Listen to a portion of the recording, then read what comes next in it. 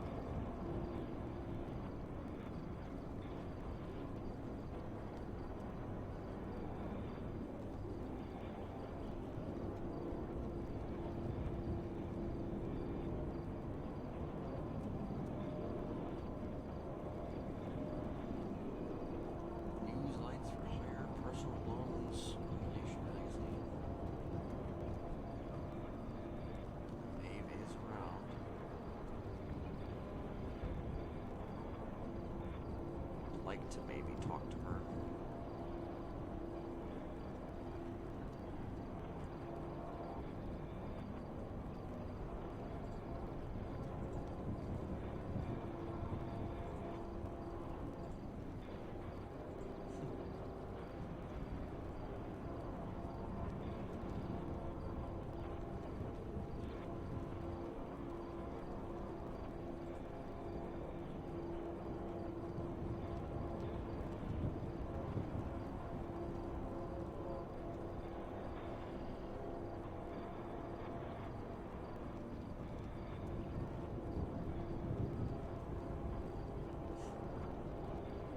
Stoves. That's just funny. It's just funny to me. It's like there's no stoves.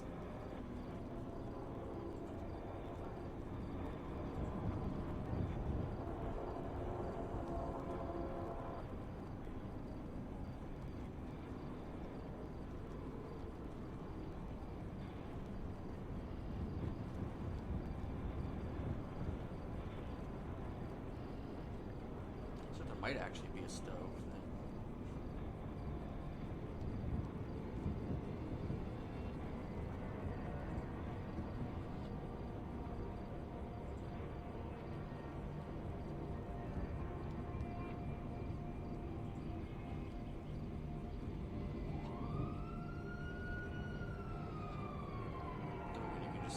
Hear cop horns out here. You're in the middle of nowhere, essentially.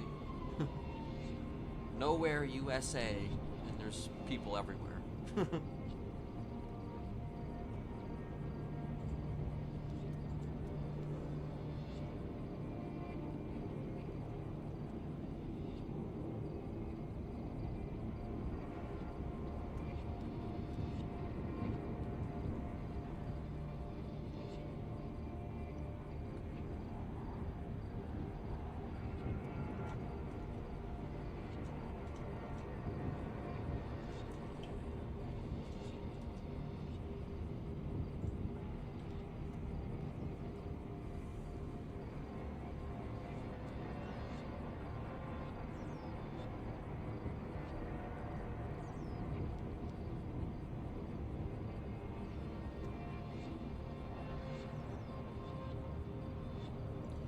Cigarettes? I think that was my last cigarette.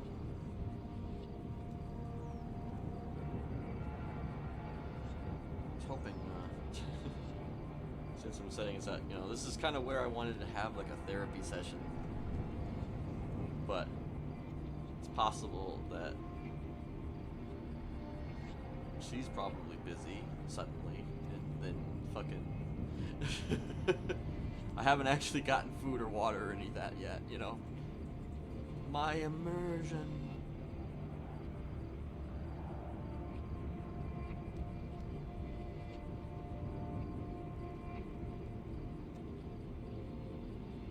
Waiting to see if she responds.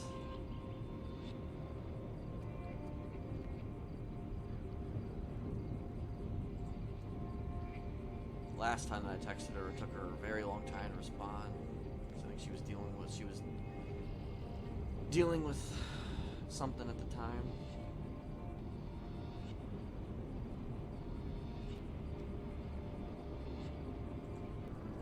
Dealing with a crisis.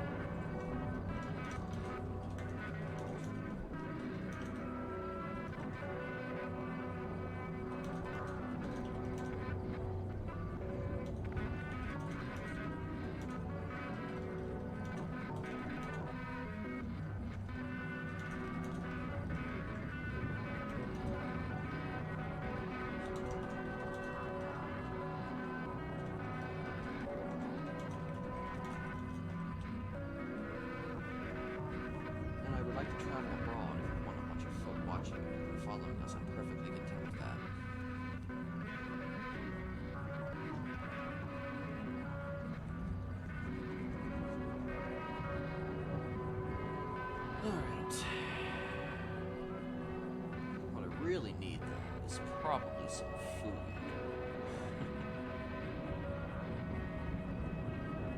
If I'm honest.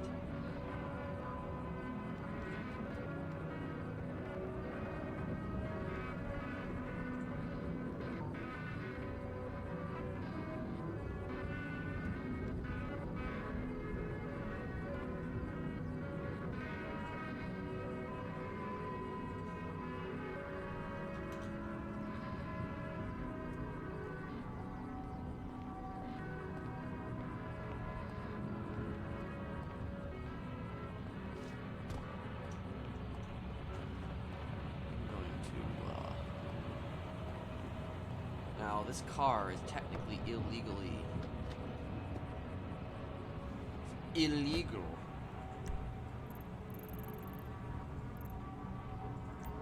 Actually, come down there. It's an illegally owned rental at the moment. It's past its due date. So, I'll get pulled over and, probably get fined for it. If not arrested, I don't know. I'm not really sure how that works.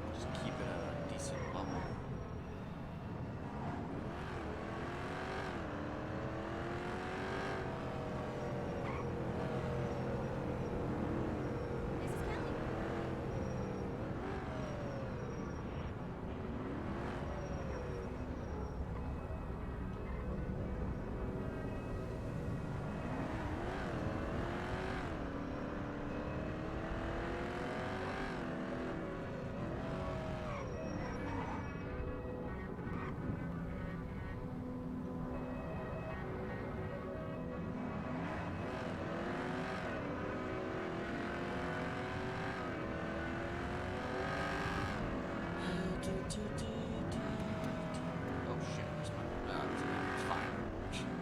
don't have to follow the GPS. So, stingy.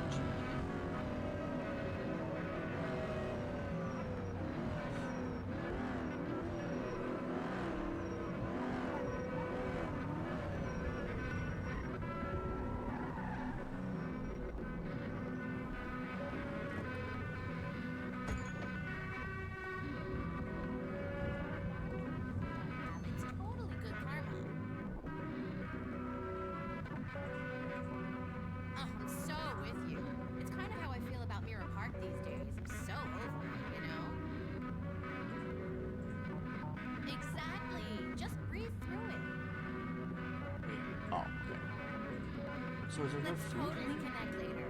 Bye. There's no food here. Fuck. Okay. No kidding. There's actually no food at this gas station. I'm wondering if there's no food at all at any gas station. Because they did remove that.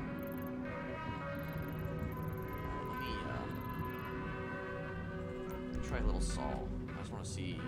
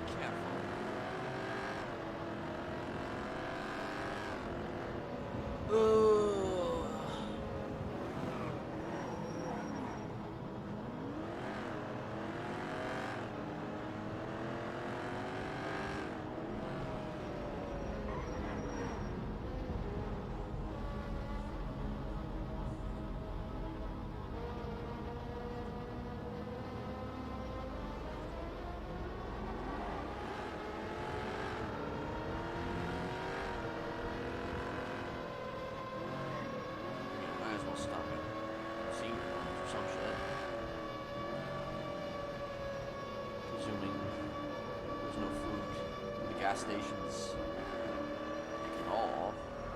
Not really. Come on now. I'm already kind of in the vicinity. No shit.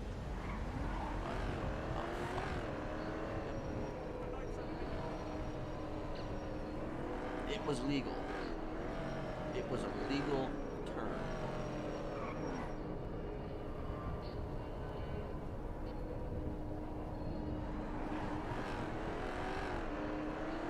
It was legal.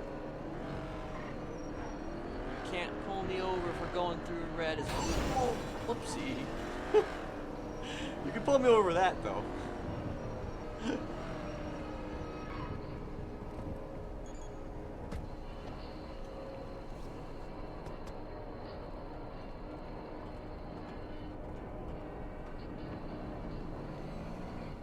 Let me just see if it's like literally not available. Negative. No, I don't watch So TV. food is not What's available. happened to I you? did not. Okay. So there is Saturday? no I'm planning a food, cultural at statement least and a dance, but after that, at least at the gas stations. Lovely. All right, so I guess we are going to Senior Buns, or I am going to Senior Buns.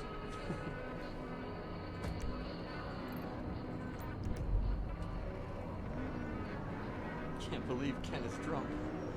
Yeah, I know, right? One of the first people to ever be drunk without actually drinking a drop of alcohol.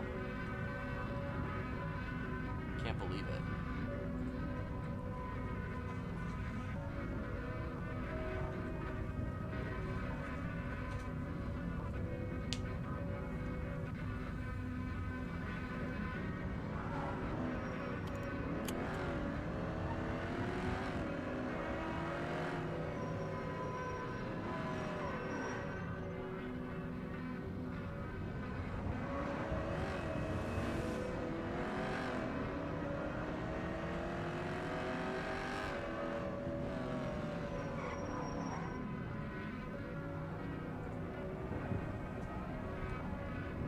Expect them to also keep things confidential.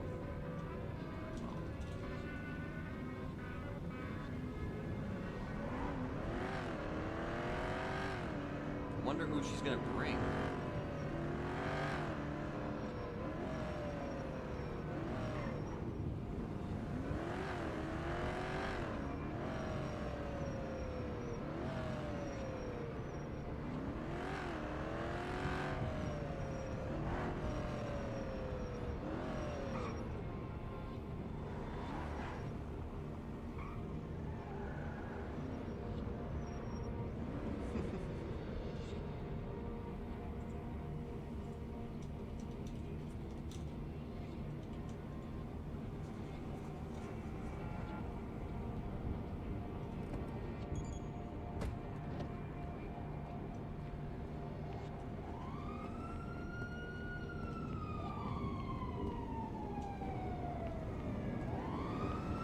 Where is that at? Where's that at? Where's that at? Where's that at? Okay, I thought it was like very close, but it's... Oh, of course. Okay. They come out of nowhere. Hey, no jaywalking. Jaywalk, you can't get me on jaywalking either.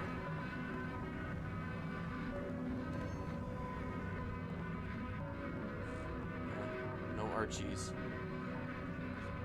Look at this. I got that dog in me. See?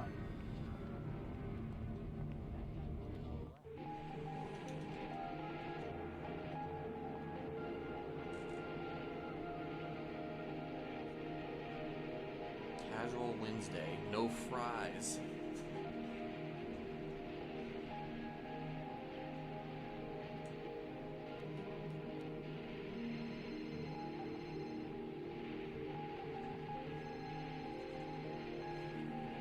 I'll grab your order in just a second. I'm so sorry. Alrighty.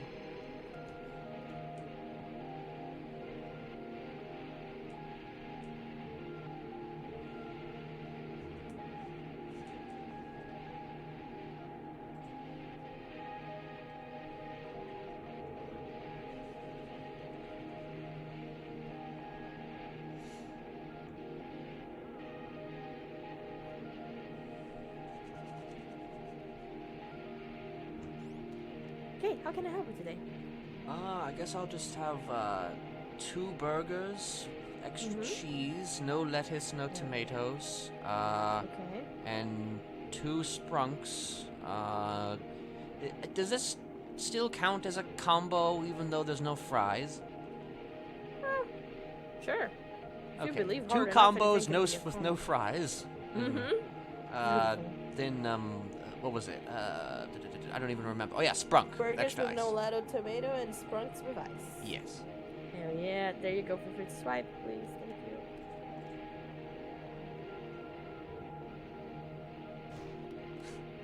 Yeah, I'm definitely paying more. I'm definitely paying more.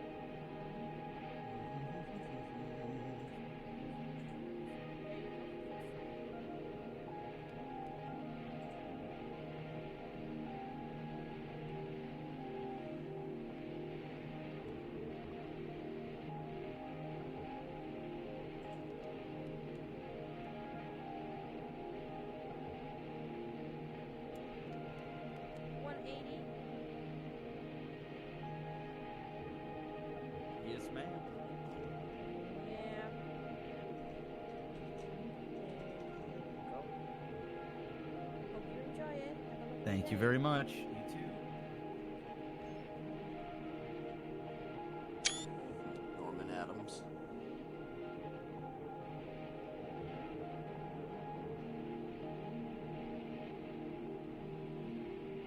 Batman, I've got 9 potential baby mama's bones.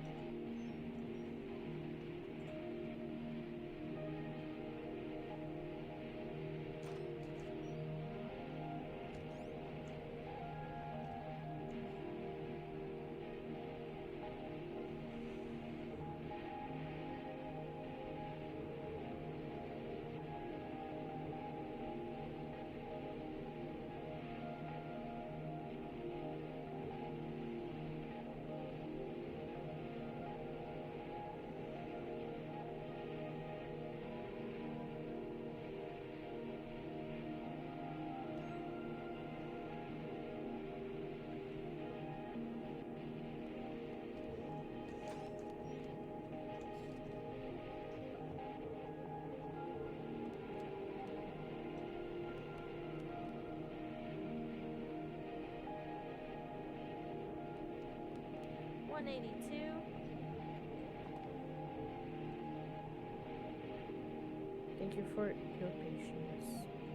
It's no problem, no problem. Have a lovely day. Wait, is this, just wanted, okay, yeah, it's good. All right. Thank you, appreciate it. Yep. Appreciate you. Bye. Yep.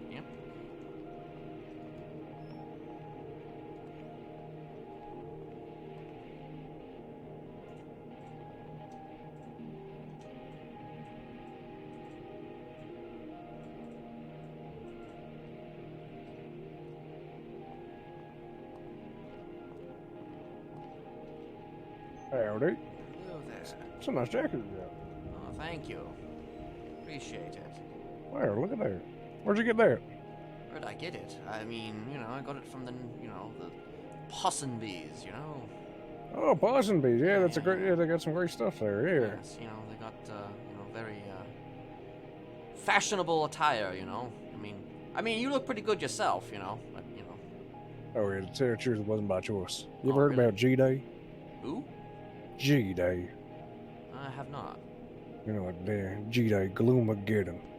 The Uh-huh. damn day that the damn glue bombs fell. That damn bastard, the glue bandit. Oh, He damn. covered me in glue, that son of a bitch. This suit used to be black. Oh, okay. So then it just... Careful, I'm awfully sticky. Wait a minute. Sticky. Here. Have you been rubbing against doors? I mean, I walk through doors. I don't rub against doors. Well, why is it that every time I touch a door, sometimes it just feels weird? It feels sticky. That could be that damn glue bandit. He's out there still, He's killed now. millions. He wiped a city off the map with What glue the fuck? bombs. Really? That's right, yeah, 5 years ago, G-Day. I'm making a movie about it. Right Shit. here, I'll show you the poster. I feel like you told me about that before. Have I? Yeah, we have met a few times, actually. Oh, well, yeah, I probably did. We probably did.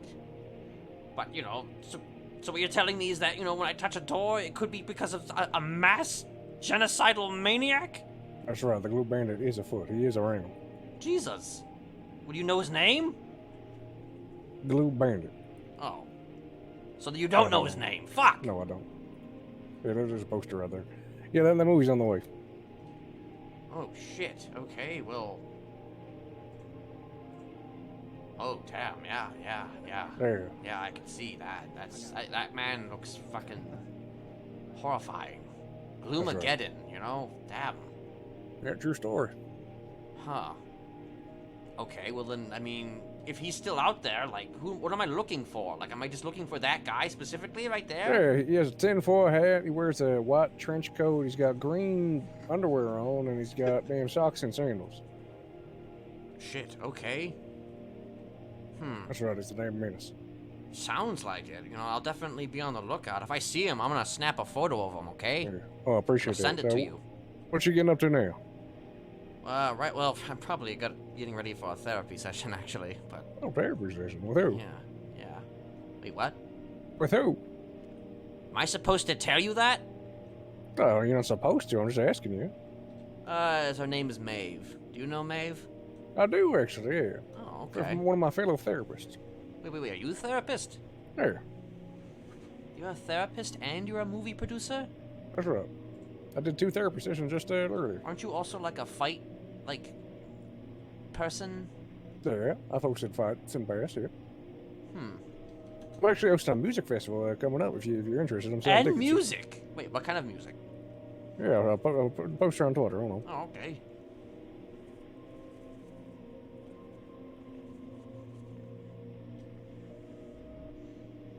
There, right there.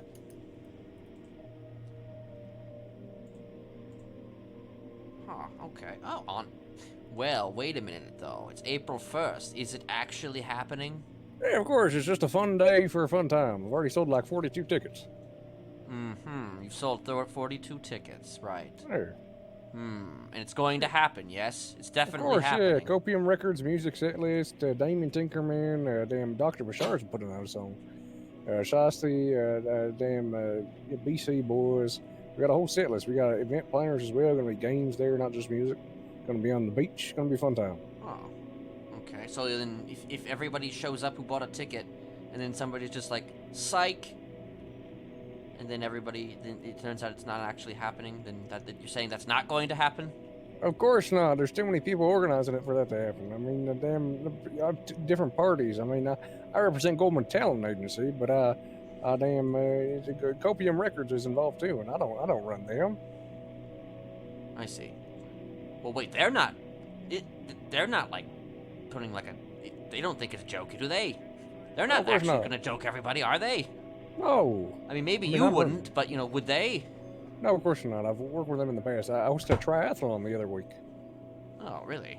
Yeah, I got the poster for that. Here, hold on. You got a lot of stuff you're pimping out. Look, the busiest I mean- man in Los Santos. Yeah, man. You know, I keep busy. Yep.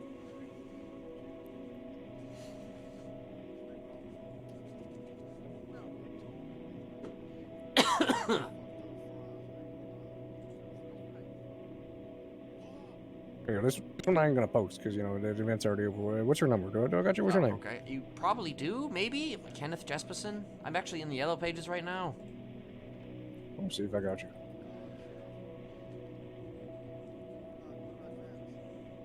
I feel like I might have you, but maybe not.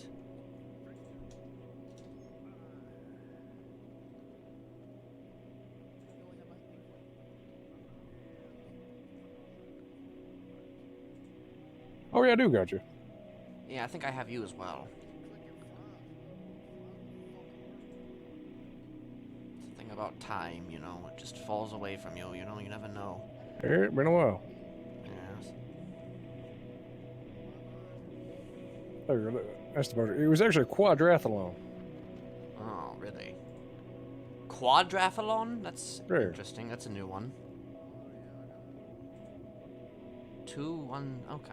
Oh, okay. Yeah, that is, Wait, guns? Are there guns involved? Yeah, you shoot, you swim, you run, you bike. It was a 20K grand prize. All in that order? Yeah. Huh. Well, what are you shooting? Guns. Oh, yes, but what are targets, you... yeah, at the shooting range.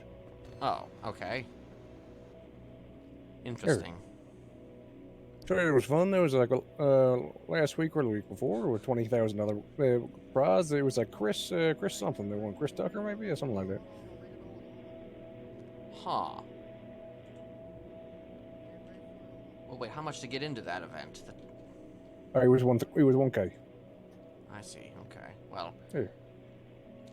I don't have the financial recourse right now to spend that money, but I Oh will, no, you for know... the damn music festival, it's only $250. Oh, that's festival. Okay. 250 the for the music triathlon, festival. Well, when is the we- festival? Oh, that's April 1st. April 1st. Yeah. What day is April 1st? Is that? Monday. Okay. Well, and what time? Let me see. Oh, it's gonna be all day. On the first. Oh, okay. So it's so it's like the Coachella of Los Santos. Yeah, big music festival. I On and on, see. serious. We got Q-Tip as well, Officer Forte.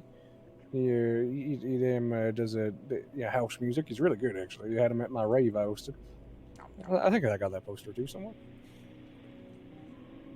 Okay. So let's say that I wanted to run an event myself. Would you like? Oh yeah, I could help organize it and sponsor it, all that. Oh, okay. Interesting.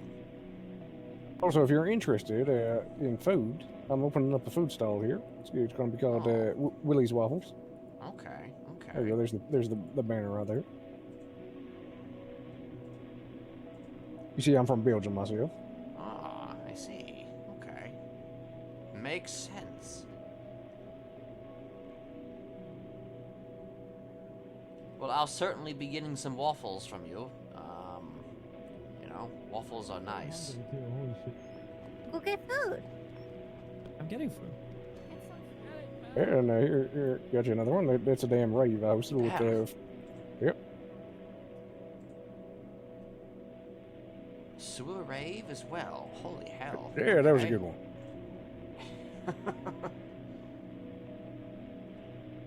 Okay. Well, I will definitely keep you in mind. You better make sure that you run a sewer rave. You better make sure that you're ready to take care of that, handle that. Yeah, bandages were provided. Ah, okay. Damn, I assume that's a lot of money.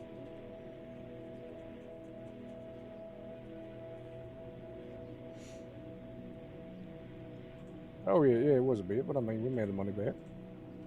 Oh, damn. Okay. Well, But yeah, if you're interested in buying a ticket, let me know. $250 for the music festival. okay. You know what? Actually, What? Oh, you're I don't have cash on me right now, but Oh, there's an ATM right there if you're interested. If There. not, take it. Yep, right under the little palace out there. oh, okay. Yeah, you know what? Yeah, I might as well get the tickets so I can.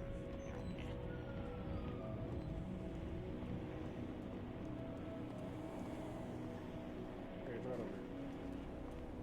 I'm not as versed with all the ATMs in this place.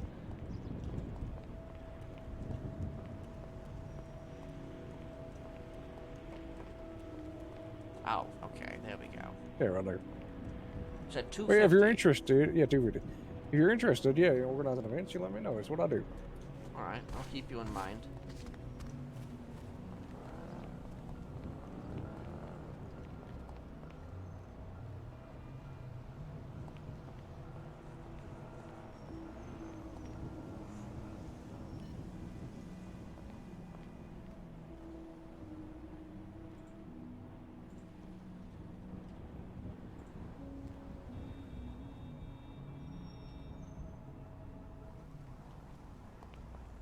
All right, let me send you your ticket.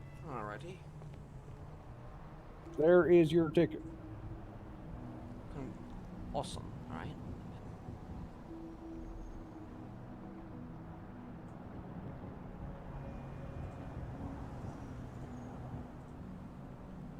And here's your money. Appreciate it. All right, but yeah, so let me know whenever if you want to do something. I'll help you with it. All right, I'll keep you in mind. Okay. Ticket to Gold Fest 42. Is that just for show? Is that Oh, am I yeah, no, actually you're- 42? Yeah, you're the 42nd ticket. Oh, okay. Nice. All right. Well, I'll see about getting out there. I like listening Yeah, to of some course. good music. All right, I Yeah, got should be to get going to this appointment, but I appreciate it. Yeah, of course. Yeah, have a good one. Yeah, you as well.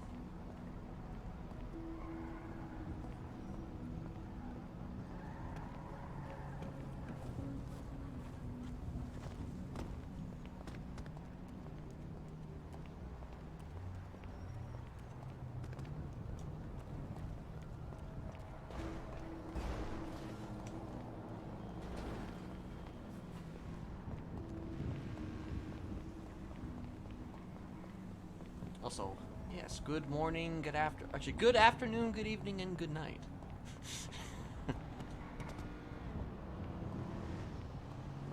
But morning, actually, for me.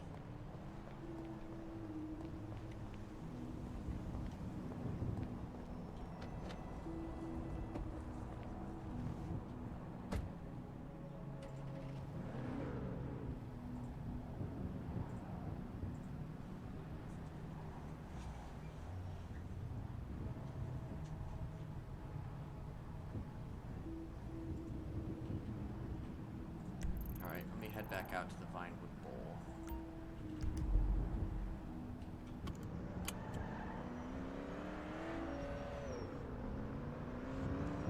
I'm wondering who she's bringing along. Like, I have...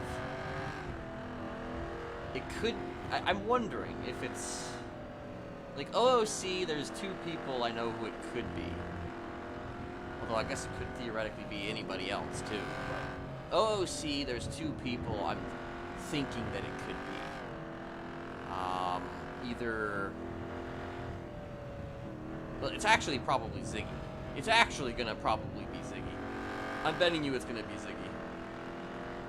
I was thinking of another guy, but I'm just like, no, it wouldn't be him. It wouldn't be him.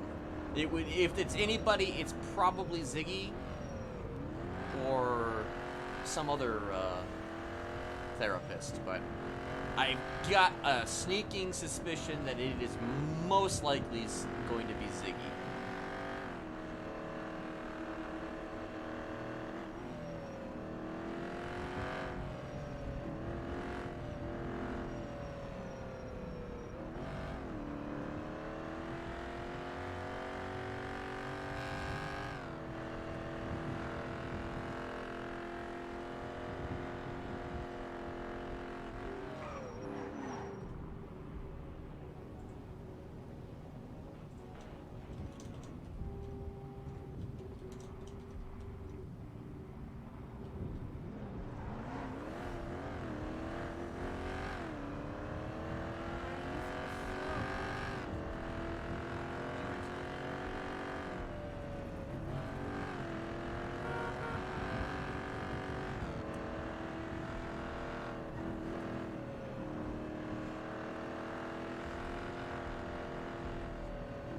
If it is Ziggy, then Kenneth's gonna say, you never showed up to my appointment. Which is true. He never showed up to Kenneth's appointment. Like, Kenneth wanted to talk to him. Kenneth wanted to talk to Ziggy, and he never showed. He was at Legion and everything.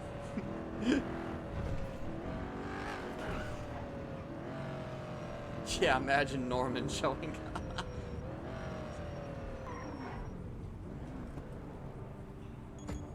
Like, of all the people in the world for Maeve to bring, Norman.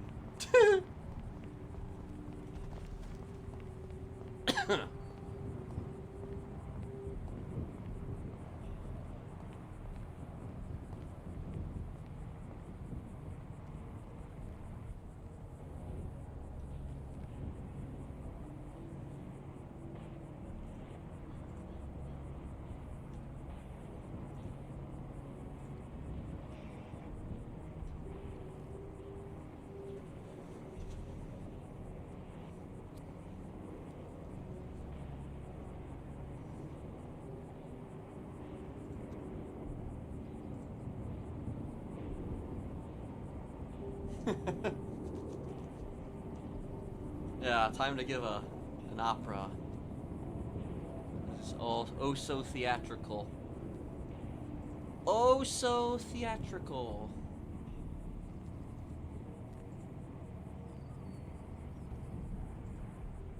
Hold on.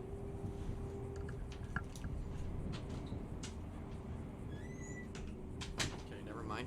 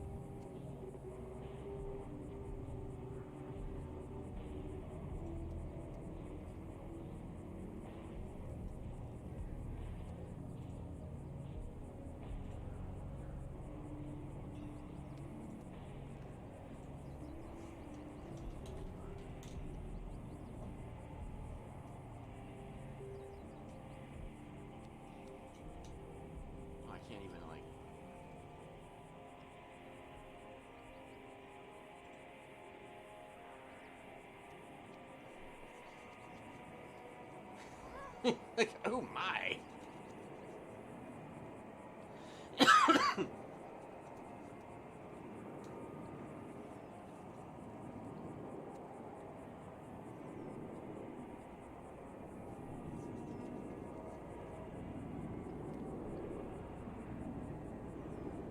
Don't know how long it's gonna take.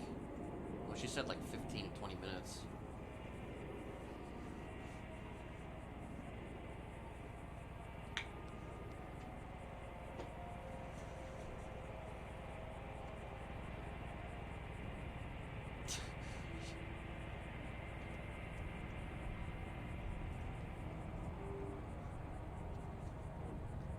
You can drink and smoke at the same time.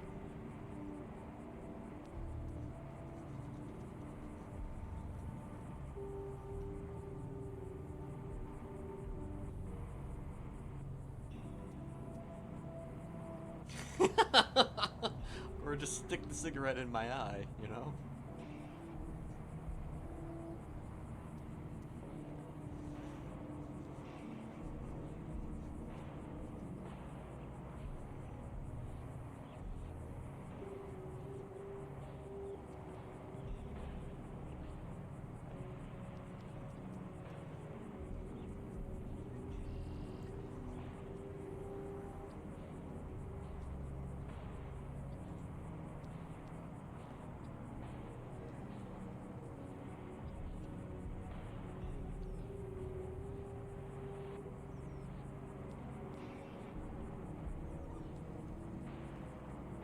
Might be a second, but I'm probably gonna BRB just for like a hot second.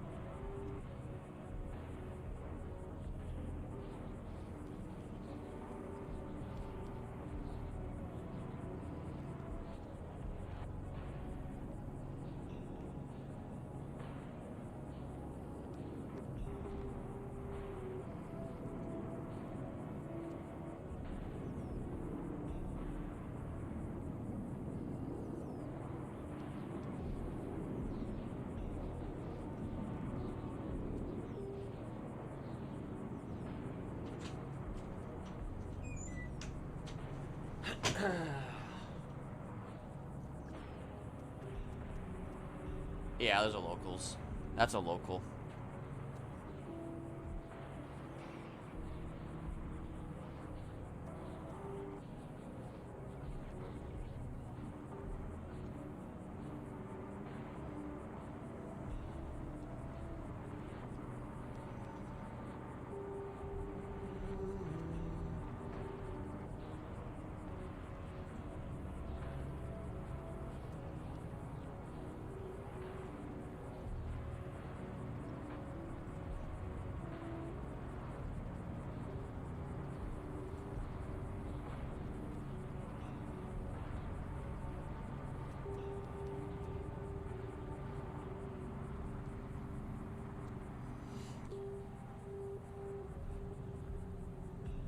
Know if there's typically a local on here. It's probably like a certain percentage of a chance that a local shows up.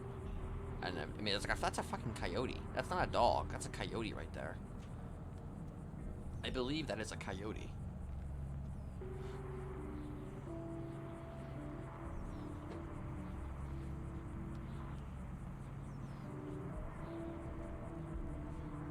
Most definitely a coyote.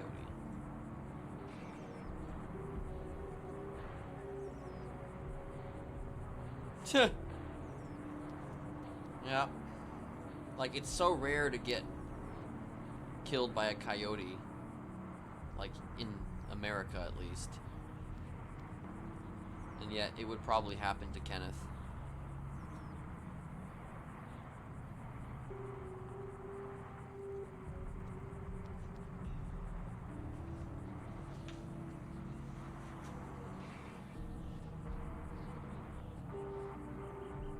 I mean, honestly, that's probably the best way to go. Fuck. The most unexpected way to go is, probably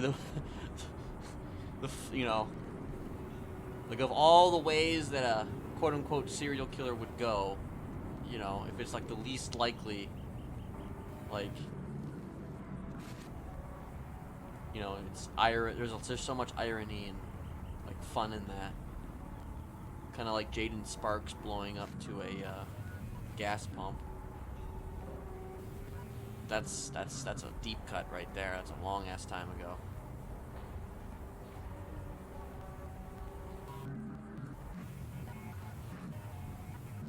I mean, I don't. Not really sure. I feel like coyotes are everywhere, but then again, maybe not.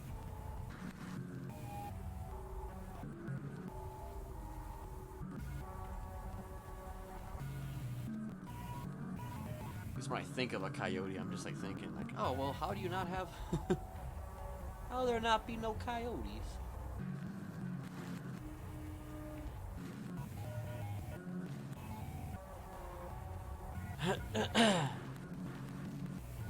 Actually, a coyote though is a canine, which I'm assuming a wolf is also a canine.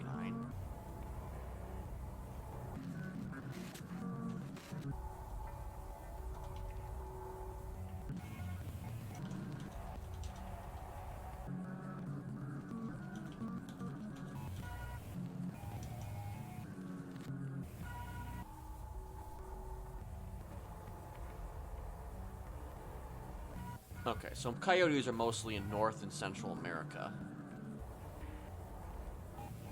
Coyotes are like mostly in North and Central America, according to Google. I also Googled it. I mean, we definitely have coyotes here in Michigan, somewhere.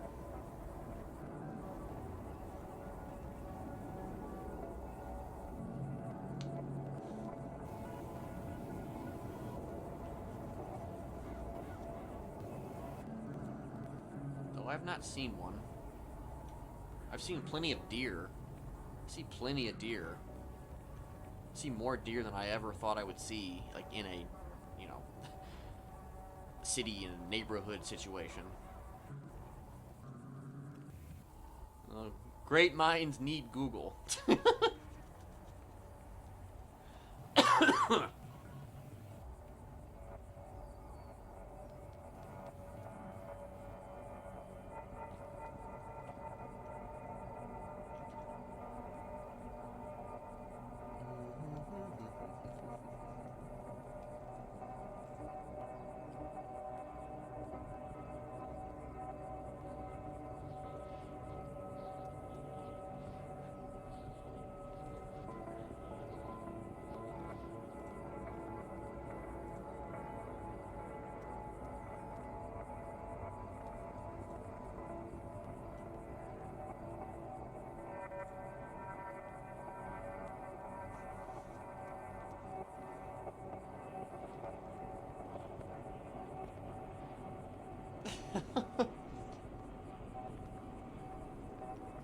Yeah.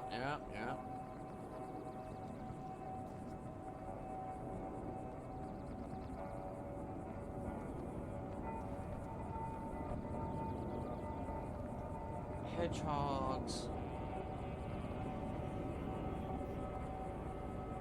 I mean, I wouldn't have believed that a hedgehog existed either. I probably wouldn't have. I especially wouldn't have believed that a echidna existed.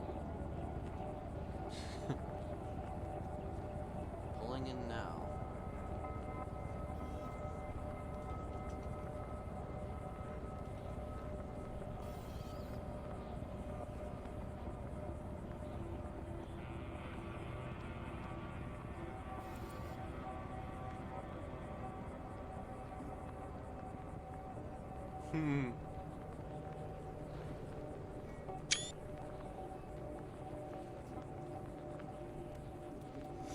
Hello, Kenneth. Hello, Maeve. Hi, Kenneth. Long time no see. Is that who I think it is? It is. Yeah, it's me. Oh, hello. How are you? You finally decided to show up for our therapist appointment? Oh my god, you're only 3 weeks late. Listen, Kenneth. All right, I'm an incredibly busy man. I don't mean to toot my own horn, but toot toot. I see. Half the time, I go to meet up with Maeve and then I get distracted because 12 other things are happening. Yeah. Well, stop it! I'm sorry. I'm working on it. Stop it! I am working on it. Also, does anybody here know if word travels from this stage? I think don't you need a know. microphone. Well, it's just sometimes that microphone is like very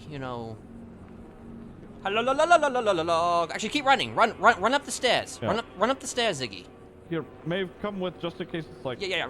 La la la la la la la la la. Do do do do do do do do do.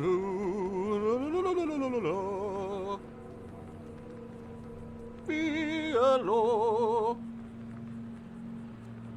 Can you hear me, you son of a bitch? Yeah, we can hear you out there. Way up there? Yeah, oh yeah, way out there. Okay. Yeah. Well, in that case, we're not going to be up here then. That's Yeah, yeah, that's probably fine. yeah, probably not. Yeah, probably not a good idea. All right. Okay. Look pretty good in a suit, Ziggy. Thank you. Okay. I was called down to do some lawyer stuff earlier, so me and Snow sort of dressed up together. He's got the old silver fox thing going on. Oh, Yeah. interesting. Whole thing. Matching glasses. Have you agreed to what I requested? To traveling today? Yes. Yes, we can do that. Okay. I said I'm there good for will be it. no going onto water. Oh, conditions, alright. Yeah, that's the one thing. No going onto water. You want to go into water? Oh my gosh. I don't think we're going on into any water. Okay. Unless Ziggy, you have any other conditions? Conditions. Would you mind if I drive and you guide us around? I don't mind. Okay. All right. Yeah, we could do that. I mean, if you want to, do you want me to drive, or are you gonna drive, or something? 'Cause I mean, I was saying that I could drive. Oh, okay. And you sort of honestly, that direct would me probably be wherever for the we best need to be. because I'll probably kill us all. That's I don't mean physically, like with my hands. I mean, like I get into a car crash, or I'll, just Right. fall, and we'll all just die. We'll all just Right. be dead. your phrasing, Mr. Jesperson. Listen, I do it on purpose, Ziggy. Okay? I know. I get it. All right, fair enough. Give me 1 second here. I need to get back to somebody. Other than that, no, I don't have any, conditions. Okay. I'm just getting my notes started here. Very So well. just a refresher, from last time, if I am silent for a minute, I'm not ignoring you, I'm just writing, and I'll respond shortly. Other than that, everything you say here is confidential, so it's not going to be shared with anyone else, barring getting subpoenaed for court. That I ask you to be honest, because you can't get anywhere if you're not honest. If there's something you don't want to talk about, you just tell me that you're not comfortable discussing it, and we move on and we dig a little deeper into it, but just don't lie. Very well. Okay. We've got our rules established. Do you want to start here, or do you want to get moving immediately? We could start here. Okay. I mean, there is kind of a purpose for why I wanted to start here, partially. Everywhere we go today has a purpose. Okay. Obviously. Are we doing your tour? Maybe. Okay. Just a little bit. It's okay. So about my whole tour thing, I'm probably not going to do it in the way I originally wanted to do it. Now it's probably going to be. It's becoming difficult. It's becoming incredibly difficult. There's so much red tape. There's so much bureaucracy, and I'm done with it. I want no part of it. I didn't want to start a business. It's like people wanted me to start a business. I'm just like, no. I want to keep it personal. And the best way to do that is maybe to just turn it into more of like a welcome wagon type deal. Same concept, just, you know, a little bit more personal, a little bit less, you know, advertising, and a little bit more just like, hey, you know, if you're new to the city, I can show you around all the funny places. Okay, all right. I'm gonna allow her to take her notes. Oh, right.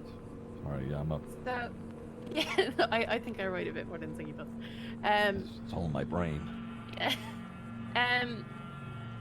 So you're putting the tour, I guess you're not necessarily putting on hold, but reshaping it to be more of a private experience rather than a commercial-based one? Yeah, and if people want to pay me, they can. If they don't, then it's Gucci. Mm-hmm.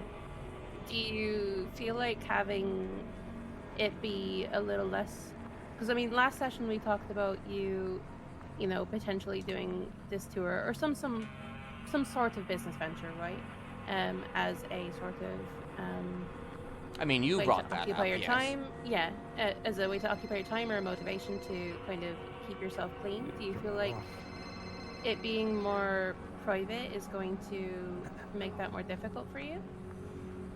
I mean, I'm not exactly in it for the money. I'm more or less in it for just trying to get to know people, you know? Mm-hmm. Trying to find a way in which I can, you know, meet new folks, maybe show them around a little bit, and, you know, maybe potentially build off of that relationship into, you know, something more. I mean, I don't know. It's... What does something more look like to you?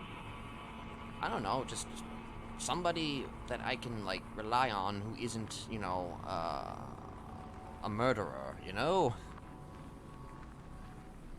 But you want someone that's interested in murder. Because Well, you they're want not to- necessarily interested in murder. I mean, it's gonna be kind of presented in such a way that, you know, like, I'm not gonna advertise, you know, come on to my murder tour.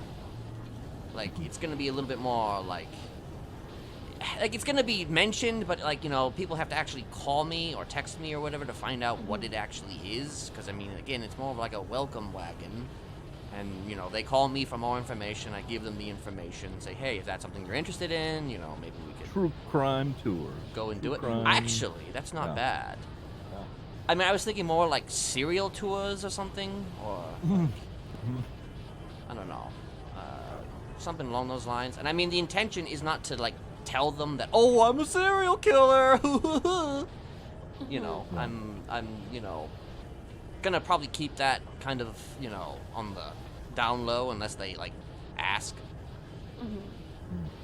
I don't know. Should I, like, tell them if they asked?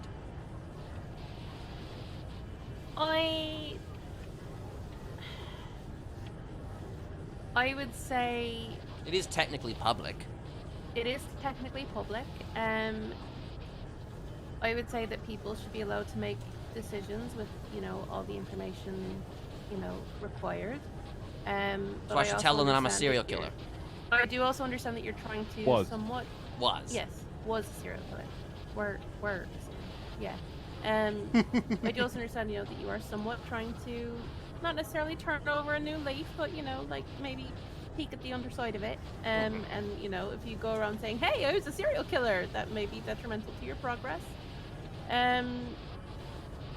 So it's a bit of a difficult situation. I'd say maybe use your best judgment. But I guess my concern here, Kenneth, is, you know, we've talked about in the past how you would seek out people who were interested in darker things. Mm-hmm. And, you know, then you, I mean, by your own words, psychologically tortured them until they were loyal to you. Mm-hmm. You're now looking for people who are new to the city, interested in true crime, and trying to make friends out of them. Do you see where I have some concerns here? You presume that I torture people psychologically, like, just as, like, a sport, you know? No, that not didn't presuming. happen I'm lightly. just- No, I know. But It I'm just only saying, do you happened see how under this could be very a slippery specific slope? conditions. Yes. I'm not going to psychologically torture people. Unless they ask me to. I'm kidding. I'm kidding. I'm kidding. Of course I'm kidding. I'm not assuming that you're going to be doing this out the gate. I'm not assuming this is your intention, but do you see how this could be a slippery slope for you? I can see how it could be a slippery slope, yes. But I'm not accusing you. that's I one just of the want you reasons to why we're keep this in having these mind. conversations, just to keep me Yes. grounded. Mhm.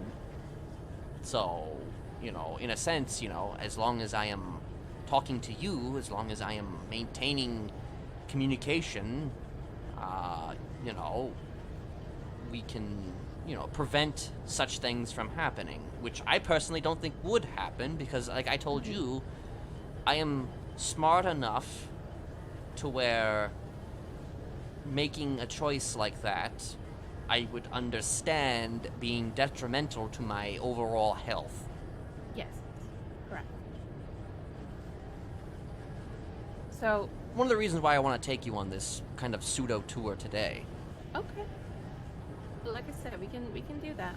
I want to make sure that if this is something you get into, that you're aware of these possible risks that could be occurring as you do this to your own well-being, right? And obviously the potential well-being of others, but making sure that you're aware of this, that we have communication lines and plans and tools in place to help you manage any sort of temptations or urges you may have, and ensure that we're going about this as responsibly as we can. By the way, did you find anybody? Did I find anybody? I saw you looking around. Did you find anybody? No, just the woman jogging around over there. Okay. Nobody's so- eavesdropping? No, I think we're okay. Okay. Okay, well, I'm gonna be honest. I didn't hear what you just said last. Ziggy was looking around, so I was just I became suddenly paranoid. It's okay. Just making sure that you're aware that this is potentially risky behavior, that you and I have lines of communication, plans, tools in place to help you manage those temptations or urges, if they do arise, and that we're going about this as responsibly as possible. Very well.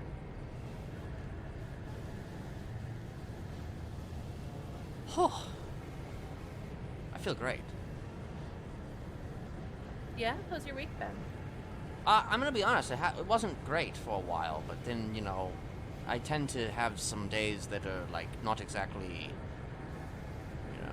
my best, and then suddenly I have clarity, and then I'm like, I'm Gucci, So it's now I feel pretty good. Before I didn't really feel great. What was causing you to not feel great before? Mostly just trying to put together the tour in the way in which I was initially planning it, which involved just so many people telling me, including you, to not do it, that it made me, just be like, yeah, fuck it. Well, I didn't tell you not to do the tour. You didn't tell I me just not said to that do it, but we I need tried to to make sure that get you're a doing it lawyer responsibly. to put together like a. I wanted to put together a liability waiver, but the thing is that it's not that it would hold up in court per se, but it was more or less like the intention was to sort of just people know what they're signing up for, whether it held in court or not. Because it's just like if we went to a location, right, and there happened to be a maniac there, axing somebody to death, I at the very least wanted people to sign something to,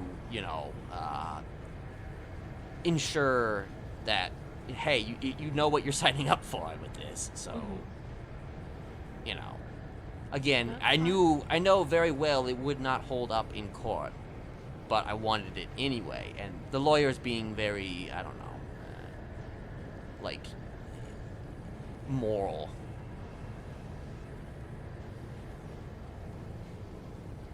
Pesky morals. They Right. can be pesky. They are important. Yeah.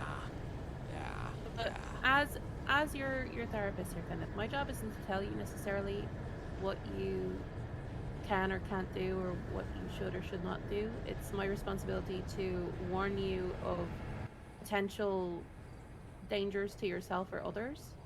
and the consequences to your actions, and give you the appropriate insight to make the best decision for yourself. Of course. I am very much aware of that. Mm-hmm. And, you know... Because if you just do something because I tell you to, or tell you not to, then you're not really making progress. Right, of you course. need to understand to make those decisions. It's yourself. more like a, you know, you planting seeds into my head and they sprout over time. Yeah. The only thing I'm straight up going to tell you not to do is, like, don't kill people. Duh. But, Oh, really? Yeah. How dare Don't you kill tell people. me It's not to do bad. that? Yeah, I Oh my know. gosh. Speaking of which, you called me about a week ago, battling some urges because somebody insulted you. Yeah. How did that go? They're buried in a ditch somewhere. I'm kidding. I'm kidding. I knew you were. They're fine. I think. I don't know. I mean, I didn't kill them. If somebody else killed them, then, you know, they probably, you know, pissed somebody else off, but it wasn't me. He's fine. Yes, he's fine. I don't even know who he was. Okay. Actually, no, it was a man and a woman, now that I think about it. But they were just working at Senior Buns. You know, they just had their little comment, you know, and I'm just like, you know, it kind of got me a little, you know, upset. But, you know, that's why I called you, so...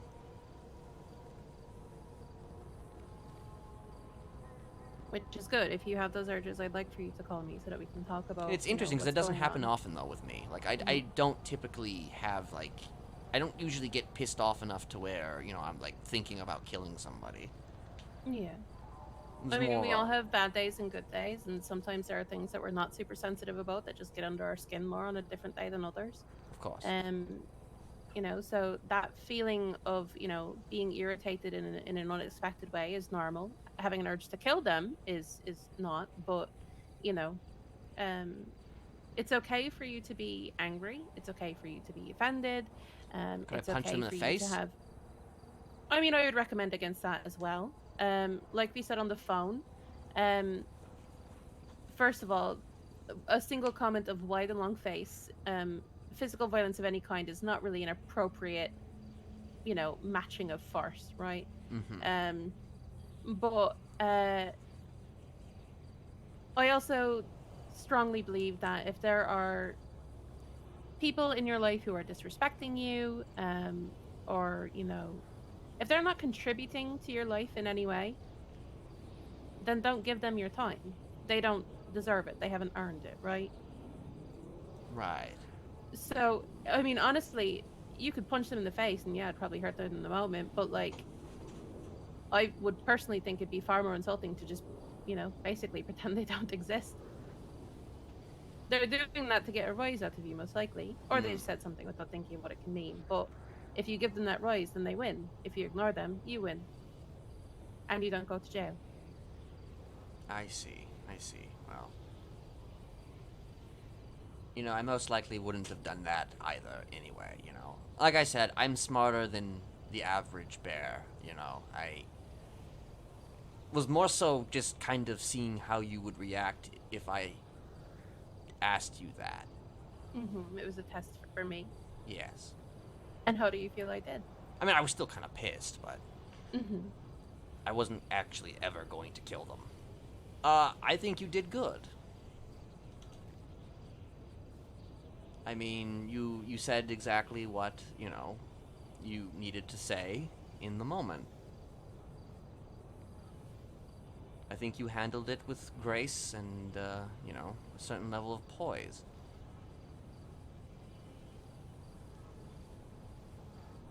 And I'm sure a little bit of a trepidation.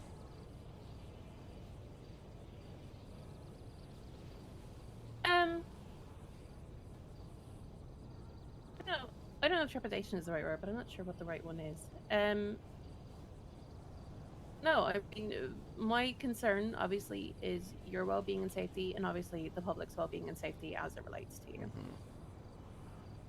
Of course. And I think you handled it well, very professionally. Let's just say that I think that you know, I love the guy, I do, but I don't know if he would have handled it as well as you did. You know, if I had called Tanner, he would have said something probably similar, but I feel like he would have maybe sort of muffled his words a bit. Maybe wouldn't be sure exactly how to respond to that right away.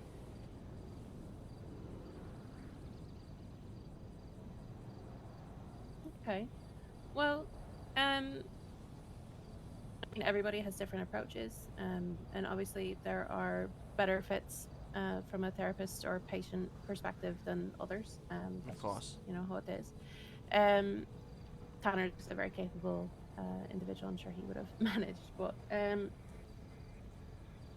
okay, so have you had any more urges like that since? No. And the only other stressors in your week were just stress about trying to plan your tour? Yeah, something like that. You know, trying to figure out the tour and just, you know, overall just trying to figure out my place, I suppose, in a world such as this. Mm-hmm. I don't know. It's confusing yeah. for me. No, of course. You're trying to re-assimilate into a society that you've, I mean, basically never really truly been a part of. Not since your very, very young childhood, anyways. Mm-hmm. So, I mean, it makes sense that you are struggling with that. And you aren't the only one that goes through those sorts of struggles. Your struggles are obviously very different than most people's, but I mean, even normal people who, you know, don't have, you know, serial killer pasts and, you know, psychological disorders, you know, can struggle with this. So you're not alone in struggling, even if it is a different struggle. And I think the fact that you're continuing to try is a really good sign. I think the fact that you are seeking friendship and connection to other people is a good sign, rather than trying to go through it alone. The fact that you are committed to therapy and, you know, having these conversations is a good sign. Well, what do you feel like you're struggling with the most in regards to kind of living that, you know, that quote normal life? Well, I mean, I suppose it's just the human connection, really. You know, I'm not exactly one who approaches groups of people and says, let's hang out.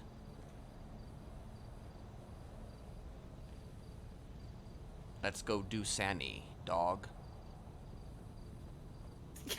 Yeah, I could see how that would maybe be out of character for you. Yes, you know. I mean, I've done Sani. I mean, I've done plenty. I usually do Sani with people that I know, like, you know, from friends and stuff that, you know, I've already known, Mm-hmm. but, like, you know... Did you find those experiences enjoyable? No, because I hate doing grinding. But, you know, I guess I found them enjoyable in the sense that, you know, they are, you know, I was with people that I enjoy being with. So, you know, yeah, that's a plus. Yeah. But, like, in terms of, you know, hanging out with some folks, like, say, Patar, like, he's a cool dude, but, you know, he, you know, doesn't really have time for anything, so it's hard to make friends with somebody who is, I guess, constantly on the move, if you know, if that makes any sense.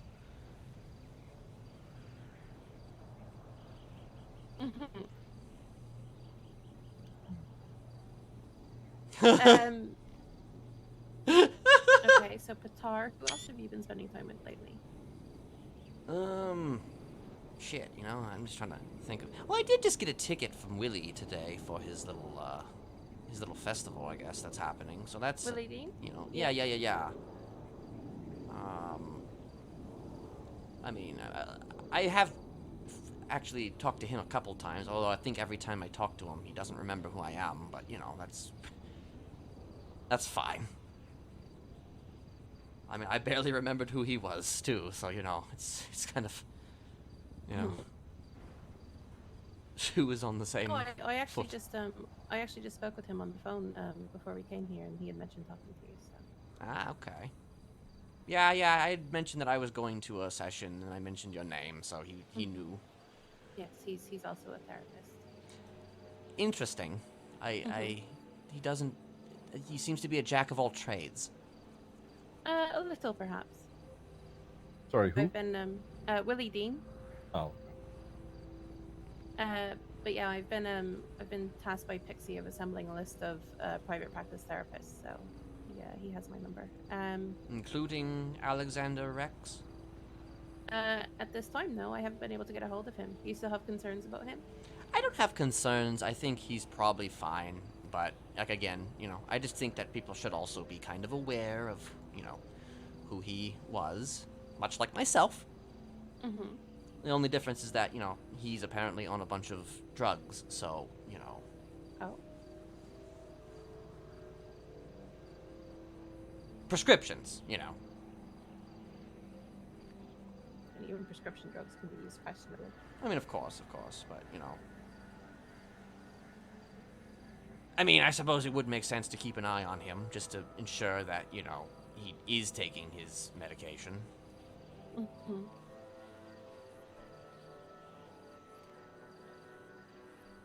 But as for, like, other people, you know, I guess whoever happens to, you know, be, doing a thing, you know, whoever's doing a thing. Like, I've gone to, like, events, like, you know, I've gone to, like, clown risks and things of that nature, and, they're very interesting showings. I don't know if you've ever been to one or not, but... No, I haven't. Like, essentially, it's like a game where people are standing on, like, a building or on some type of high-up structure, and they do a lot of funny moves. And if they make the wrong move, they will fall off the structure and potentially fall to their death. Actually, no, they don't usually fall to their death. They usually fall and get injured. Very, very heavily injured. And you know. attended this event? I attended, but I haven't actually played any of the games, surprisingly. So, did anybody fall while you were watching? Oh, yeah, everybody falls. There's only one winner. Like, whoever is left standing, they stay up there, and, you know, that's, you know, they win something. I don't actually know what they win. How did you feel watching, you know, this event happen? How did I feel? Did I feel happy that I was seeing people fall and get injured? Any feeling at all?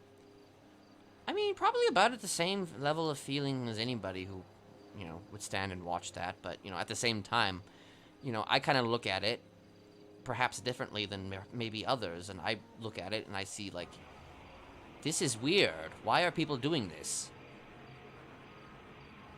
But, you know, I don't question it for very long. So you said you felt about the same as you think anybody would. How do Yeah. you think anybody would feel watching that? I mean, I feel like they would probably think it's either some strange, just a strange, fun little thing, I guess. You know, but I mean, they have, like, EMS on standby, so, you know, I guess it's all Gucci.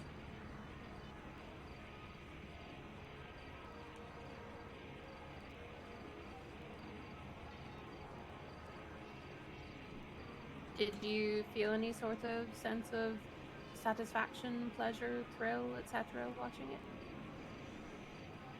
I mean, I guess... You can be honest. I'm not judging you, I'm just asking. It's not so much that I enjoy watching people fall, it's that I'm paying attention to who's in the audience, you know? Okay, so what are you looking for when you watch the people in the audience?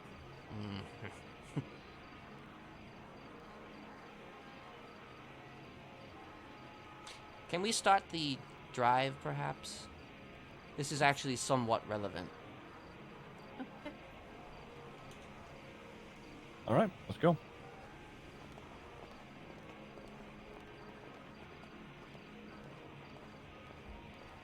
I have a book of all the locations. I could perhaps give it to you, unless you want me to just read them off, and then maybe you can figure out where to go from there. All right. Sure. Yeah, that would work. I mean, you want the book, or do you want me to just read it? You know, I think you reading it to me would be fine. Okay. You know, I'll figure. You know, I've lived there a long time. It's fine. This is my SUV. I mean, I've been here a long time too, but like, you know, I'm terrible at direction. Okay. I believe in you. It'll be fine. You just give me landmarks and I'll figure it out. Like, I literally had to write this all down simply because I knew I would not remember it. All right. So we're gonna go a little out of order here, but oh yeah, I forgot to tell you. So the Vinewood Bowl, right? Mhm. Now, the Vinewood Bowl. The reason why we came out here to the Vinewood Bowl is because allegedly that is where the body of Chastity Dawes was found. Chastity Dawes was the, in my opinion, greatest serial killer this city has ever known. She was also a personal friend of mine. She went to prison for tarot. Actually, I'll shut up for a minute and I'll give you the location. That's okay. And then I'll continue to gap my trap. Let's see here.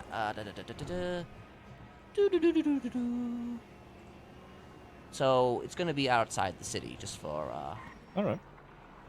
current. Let's see. Where is it? There we go. Okay, so.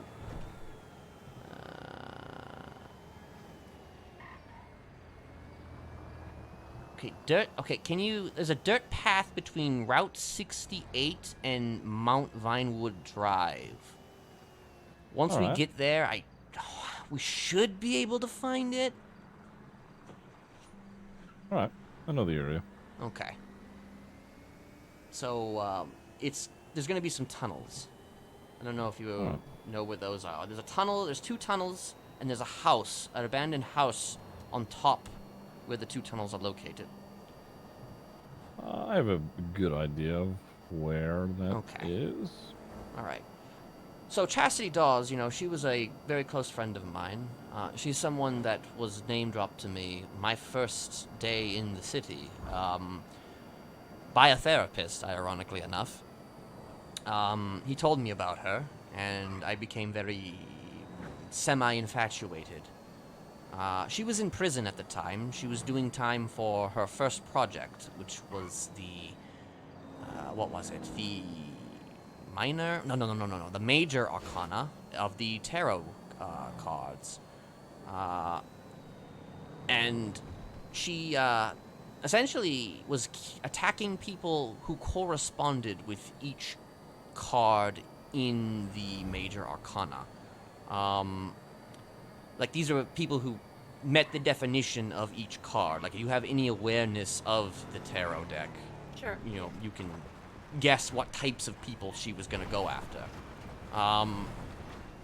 So she went to prison for that. I met her. We had our whole fun and games. Like, I guess in a way she was kind of the one who sort of made me see what was possible in this city.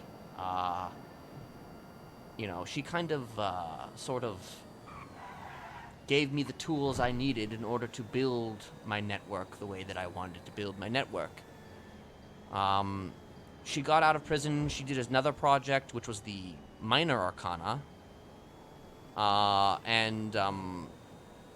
Minor arcana is slightly different than the major. It's more about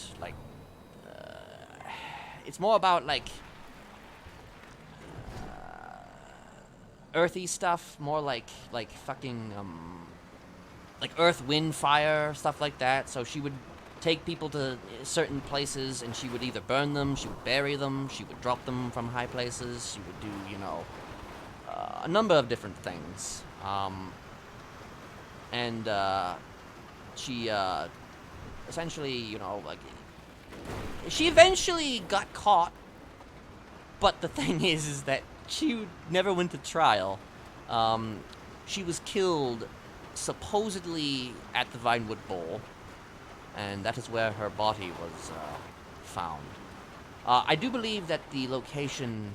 Yes, a little bit the other way, huh? Something like that. I mean, Hmm. we will find it. It's definitely out here somewhere. I believe it's more here, possibly? Okay. But that's Chastity Dolls in a nutshell. Mhm.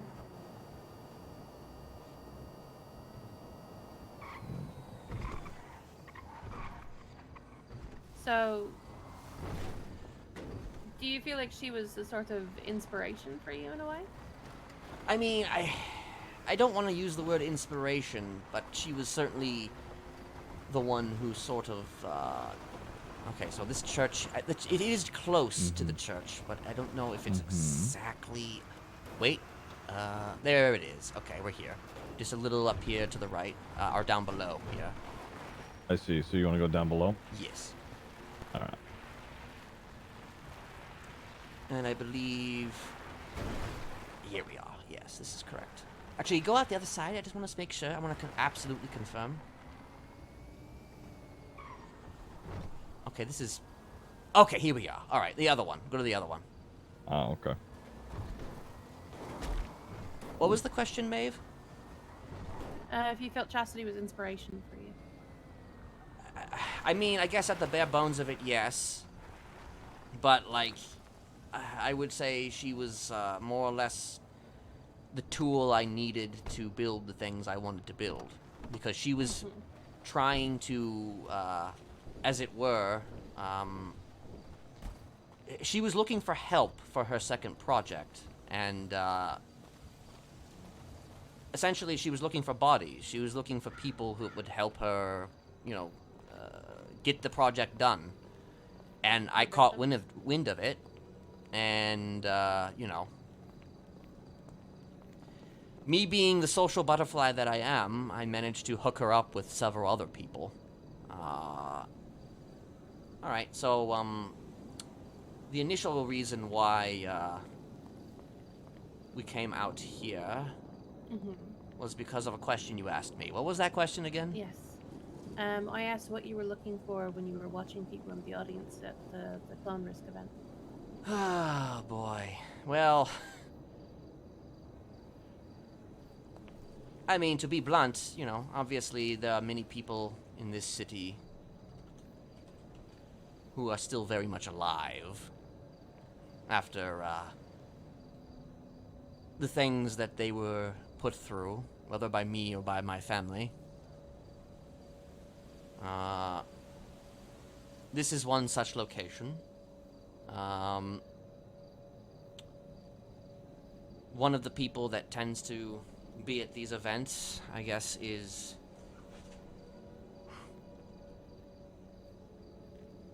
someone of considerable repute. They tend to avoid me like the plague.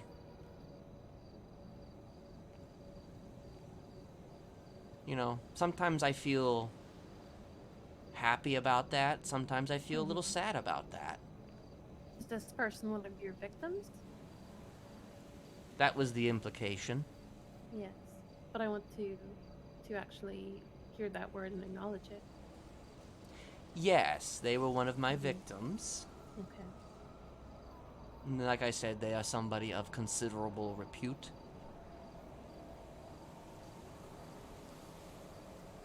Someone who I spent months working on before the final blow was struck.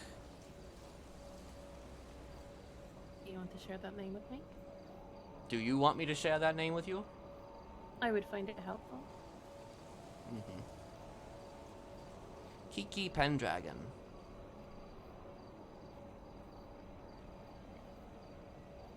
I think, I picked her up outside of a house on Encino Road. It was actually Tessa lived there at the time. Like, we came out here.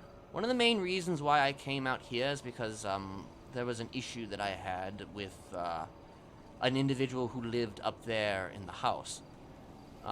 Which is another story. So the person that lived in that house up there once upon a time was the perfume killer, Delman Hami. Him and I were not exactly friends. We didn't see eye to eye in the quote-unquote serial killer world. We tried to get him to join us once upon a time, but he refused, and, you know, we carved into him. But, you know, that was a thing, and I guess in a roundabout kind of way, I took her out here as sort of like a, you know, I'm attacking somebody on your territory, motherfucker. So you harmed Kiki to assert your dominance over another killer? That wasn't the only reason. I mean, there was more or less... So the story behind that was that she had been attacked by, I believe, the Dans, who were a bunch of weirdos. And it was posted on Twitter. Like, it was all over Twitter. Like, there was an image, like, literally, of the stabbing as it happened. And I was with my grandchild at the time, and we went up to the place where the stabbing happened, which was the farmer's market out in Polito. And we were there, we were kind of just scoping the area out. There was blood on the ground. There was blood all over the ground. Presumably hers. And let's just say that it got my blood pumping. Pump, pump, pump, pump. And, it I need a second here. Okay. All right. It got my blood pumping, and then she posted a twat, in which she said, "You didn't get what you wanted, I survived." Essentially, she said, "I lived, bitch."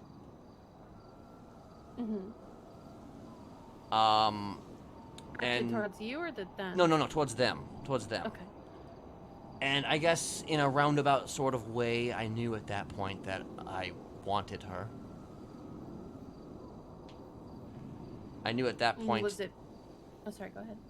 That it was a... I felt personally challenged. So, for the next X amount of months, I was terrorizing her with phone calls. Sometimes unintentionally. Other times, of course, intentionally. Like if I showed up, say, at the hospital, you know. Because here's the thing, people knew who I was. It wasn't as if it was like some secret. Like, the only thing that was missing was, you know, the link. The thing that really kept me, gave me the ability to put me away. I'm sure you might know all about that. But eventually it culminated and it ended here.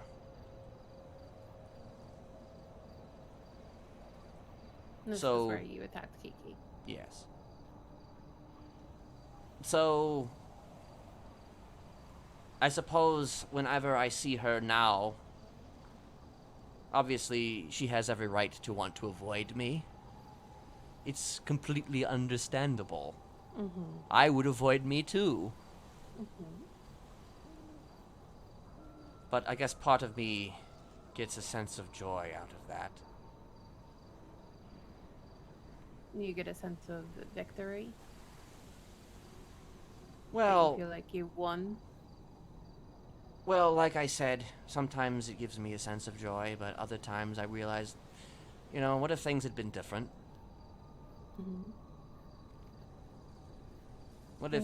What does that different look like to you? What if I had been friends with her instead of wanting to prove some inane point to myself that I could do this.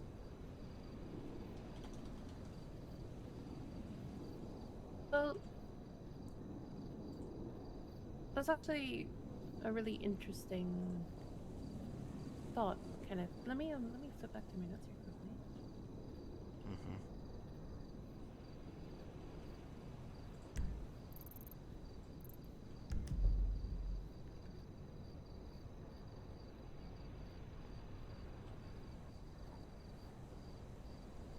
In our first session, you said you did not kill people because you had urges in the same way that one might traditionally think of a serial killer having urges, but because you needed to feel better about yourself.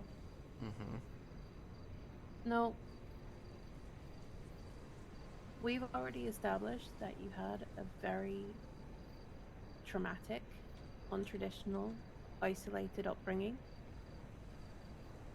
with your time in Darkwoods, where you were effectively, abused, brainwashed, etc., controlled by a person who is supposed to be a parental figure in your life. You were literally in a prison basically all of your formative years because of that. And then you got to Los Santos, did what you felt you needed to do as a sort of trauma response, and went back to prison. You've never really had time to learn to assimilate to society. You've never had time to learn how to make friends. And you yourself have stated that you attack people and hurt people and kill people because you need to feel better. And now we're looking at this situation where you've attacked a woman, and sometimes, yes, you do feel joy, victory, pride, etc. about, having successfully beaten this woman you viewed as a challenge. But you also wonder what could have happened if she had just been your friend. You choose to psychologically torture people as one of your primary methods of interacting with your victims. You have an interest in psychology and understanding how the mind works. You said that serotonin diagnosed you with antisocial personality disorder. Mm-hmm. Well, I guess it was more relative. I mean, whether or not she actually... Mm-hmm. I mean, it was more... I don't know if we had enough sessions for her to come down to an official diagnosis, but that was essentially what she was going for. Mm-hmm. Kenneth, if we sort of... Based on what you've told me, anyways... Go ahead, Tim. Sorry, no, you guys keep going. I'll be... Based on what you've told me here... And again, you could be full of shit, right? Maybe you are. But, based on what you've told me here... Are you just trying to make friends? Are you just trying to understand how people, society, relationships work? And sometimes, because of your trauma, you go about it in a violent and bad way? That's what I was waiting for you to ask. Mm-hmm. I suppose, in a sense, yes.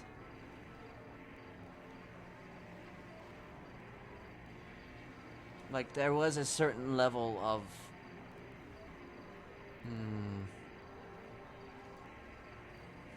After I attacked someone, typically they would be left with a smiley face on them. Mm-hmm. Sometimes by, other members of the family as well. But, I guess in a sense I sort of felt protective of them afterwards, to where if any wrong should have come to them, I felt a sense of responsibility for them, at least for a time. Mm-hmm. Like, I understand that is not exactly something... I never really went through with it, but I felt it. Like, I knew... it was something I knew I wanted to do. Mm-hmm. But I also rationalized that it wasn't probable, or that it wasn't, a practical thing. Sure. Do you feel this was like an emotional connection that made you feel this way, or do you feel like it was like possessiveness or territorialness? I mean, most people would probably say that it was a possession thing, but I mean, I personally, I personally would say that it probably was more or less me wanting to connect with them on an emotional level. Mm-hmm. That was difficult for you to say. Why? I mean, We've already established that despite the fact that you may be a sociopath, you do feel emotions, or at least how you interpret emotions to feel. You've proven that with your commitment to your girlfriend and the way you feel about her. You are capable of feeling things like love or friendship. It may be difficult for you, and I think your sense of those is definitely warped. Probably, due to your upbringing. Could I ask a favor? Yes. If we could just get back in the car and continue the conversation. I have to travel somewhere just very briefly, maybe for like a minute long, if that. Okay. Yeah, to make Very a phone well. call. I was done with this spot anyway. All right, fair enough. Yeah, I was gonna say it wouldn't have been. We're not leaving. I'm not going back into the city. Rather. Abandoning me. No. Don't worry, I'm not going anywhere. Just I didn't. I wanted to make sure that you guys knew that I wasn't going like back into the city or anything. Please do continue. Sorry for interrupting. I mean, it's... Yes, I do think that there is a certain level, obviously, of it, of... I don't know if I told you this. Maybe I did. Did I tell you this? Maybe it was someone else. Well, in the past, I have found myself attacked by other people in this very city, who I have then become friends with afterwards. And in the past, I have attacked other people who have then become friends with me afterwards. Mm-hmm. So, I guess in a sense, I have an irrational expectation that the people that I attack will become my friends eventually. Mm-hmm. And I'm proud of you for recognizing that is an irrational expectation. Like I've been saying the whole time, I am very much aware of all of these things. I just do them anyway. Mm-hmm. It's not a question of me not having control necessarily. Well, I guess I don't have control, but it's not a question of like, I'm trying to find the right words here, like of me not understanding that it's not possible what I want, but I still always expect that. I expect it. I know that's confusing, but I mean, Kiki, I'm in the middle of a session. Goodbye. Sorry about that. This Speak is of the also devil. interesting to me that you bring up Kiki, because you brought up Kiki in our first session as well when you provided me a list of names to contact and ask about you. Mm-hmm. Why did you choose to include her on that list? She's not the therapist. Well, most of the people I gave you were not the therapist. Mm-hmm. Some Or of were them not are. a therapist. Every single person I gave you, most of them were people that I've attacked. Mm-hmm. I am stupid. Keep going, sorry.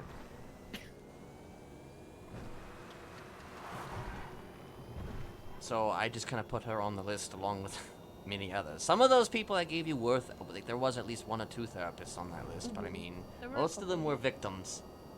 Okay. I mean, I assumed that if you wanted to investigate, you would go straight to the source.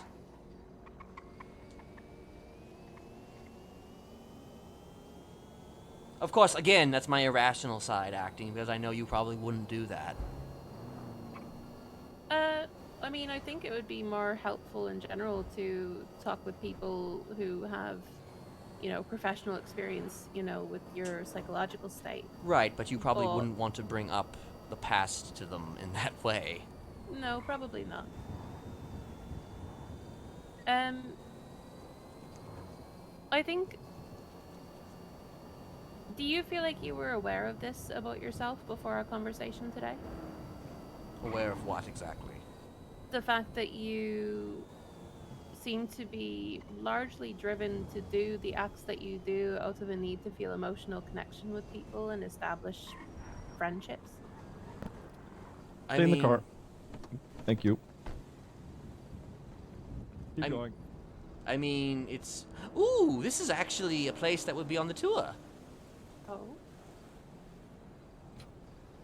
Never mind. Oh, wait. Stay in the car again. Okay. This is actually where I took somebody underneath the. There used to be an opening back there. I don't know if it's still there, but. There used to be a pit underneath this location. Anyway, to answer your question, I mean, yes, I think I've been aware of it for quite some time, honestly. Like, it's just, you know, again, like I've been saying, it's like I'm aware of it. I'm aware that it's irrational to think that way. It's just, like I said, I just do it anyway. You haven't been told to train it. Yeah. Expecting that maybe it'll be different, you know? I guess that's what the definition of insanity, isn't it? Yes, technically. In some fairness Thought to about you, it. it seems like it has been occasionally successful as a method. However, I would question the validity of those emotional attachments. When you have a relationship that's born out of trauma bonding, an imbalance of power, violence, etc., psychological manipulation, of course, are those relationships genuine? Are those connections genuine? I mean, what do you mean exactly? Like, are the connections of the people that came back genuine? Yeah. You might feel like they are, but when you consider the circumstances that have caused them to be, come into fruition, psychological manipulation, trauma bonding, etc., the fact that you've even just caused them significant enough trauma that they may also, like you, be seeking connection in places in ways that aren't necessarily healthy. Mm-hmm.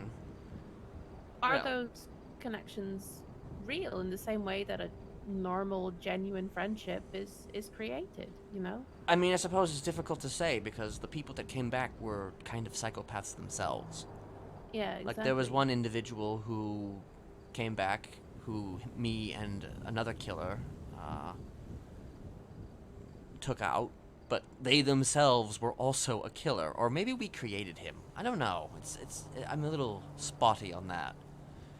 But he came back, and we became kind of brochachos. Okay, but that's an interesting choice of words that you used right there as well. You created him. You yourself said that Darkwood's prison is what created you. Mm-hmm. Do you recognize that you are perpetuating this cycle of abuse and trauma?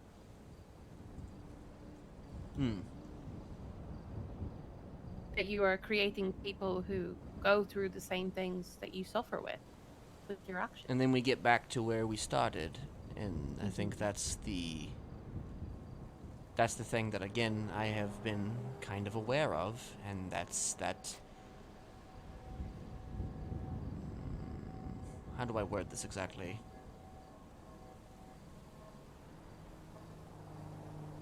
I suppose my whole thing is that I wanted people to feel what I felt. Even 1% of what I felt. Yeah, well, and you said in our first session too that you have stopped seeking empathy because it is not a fruitful pursuit for you, right? Mm-hmm. That you seem to want it, but you never really get it.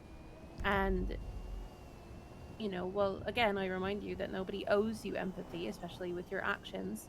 and that it is not impossible for it to be given, um, again, is forcing someone to understand what it is you've gone through by putting them through a similar action, is that genuine empathy? Or is it just you perpetuating this cycle of abuse and trauma? Probably. No, I mean, even in my situation with you here as your therapist, I can recognize that a lot of what you do is very dangerous, unhealthy, etc. behaviors.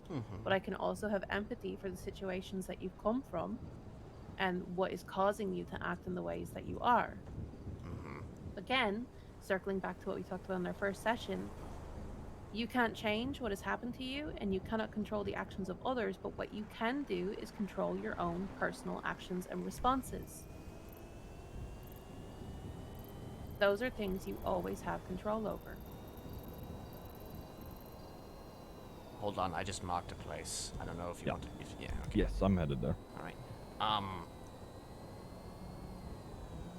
I mean, yes. I mean, I agree with you.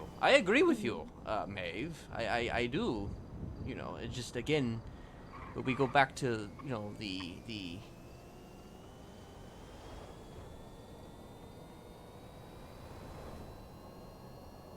we go back to the, like,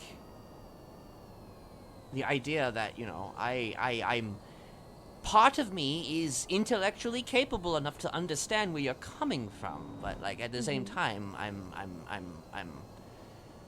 I still You act. struggle to accept it. Yes. And that makes, I mean, I'm not expecting you to be able to change your whole world outlook in 1 or 2 sessions, right? You have a lifetime of. Well, it's just you're asking me if I'm trauma, aware, and I abuse. suppose the best answer I can give you is yes, I am aware, you know? I am very much aware.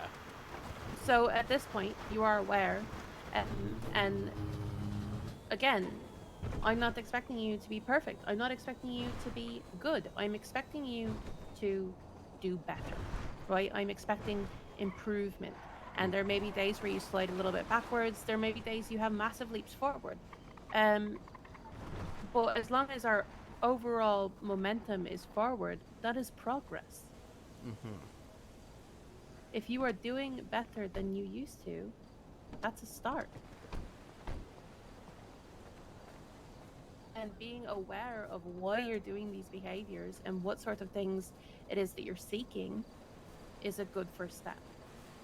Because once we've identified what the problem is, then we can start putting, you know, tools in place and reframing thoughts to get you into a more beneficial position. I mean, other than not wanting to go back to prison forever?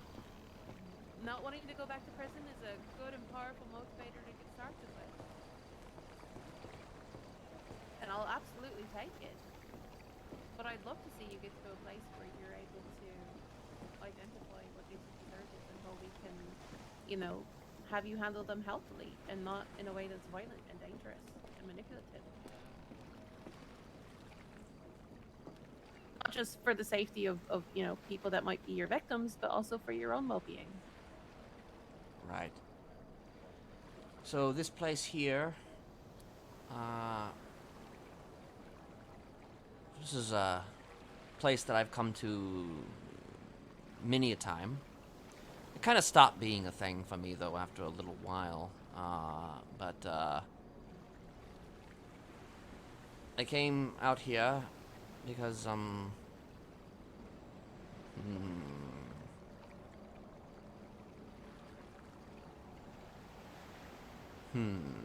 just thinking here.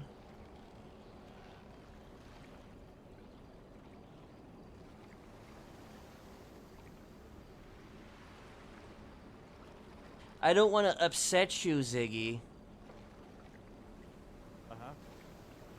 Sorry. I'm just saying I don't want to upset you. How would you upset me, Kenneth? Well, I mean, there's any number of ways in which I've possibly upset you, for sure. I don't know what your level of involvement was when you were with the PD. I was in the background for the most part. I had, you know, heard about the case and knew about quite a bit of it, but I was never proper involved, nor did I at least to my recollection, properly feel any of the, the ripples and/or repercussions of your actions. So don't worry, you will not make me upset. Well, I might. I mean, listen, it happened a long time ago. Mm-hmm. Who was it?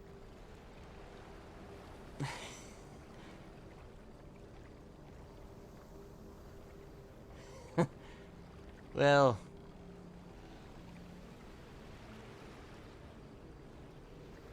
I'm a therapist. I'm gonna do my best to remain. are you gonna remain? calm. I mean, like I said, it was a long time ago. So long ago. It was actually before my first prison stay. Spit it out, Kenneth. Flop dugong. I'm gonna take this phone call. Hello? Yeah, probably for the best. What did you do to Flop? He was investigating me. He was looking into. Funny enough, before he was even part of the police department himself. He was looking into me because I was doing some stuff at the time. I mean, I was always doing stuff, something, but I was known as the Scarecrow. Actually, no, I was always known as Mr. Smiley, but I was created a persona called the Scarecrow, and it was meant to kind of disassociate between myself, Mr. Smiley, and, other people, so they didn't immediately assume that Mr. Smiley was going around doing stuff. He was kind of looking into it, because I was stalking somebody very close to him. And, well, he got a little too close for my comfort, so me and another one of my family picked him up and, brought him here.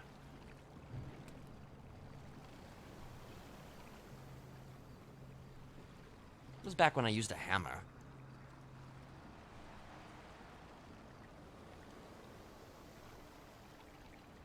Just writing. No, take your time, take your time.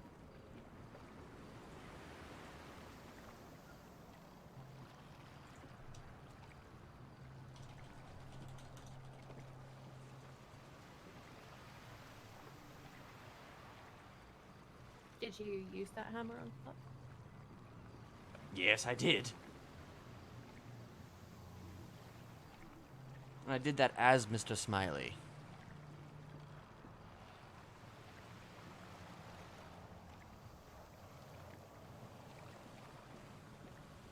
Though I guess it's kind of didn't help much because, it seemed to only sort of reinforce his resolve after that.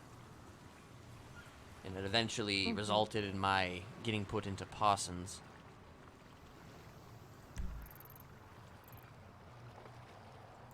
Which actually might lead us to the next location.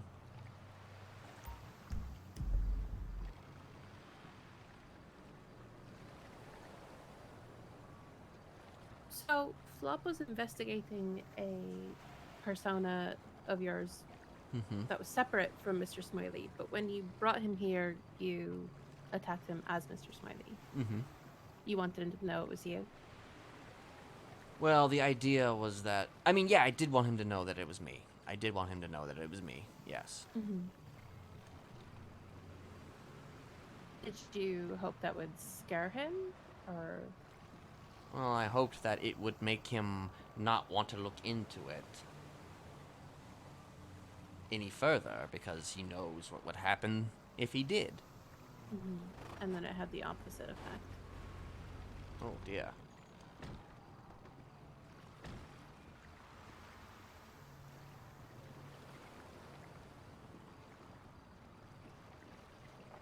Don't know. Okay. Yep. Give me a second. I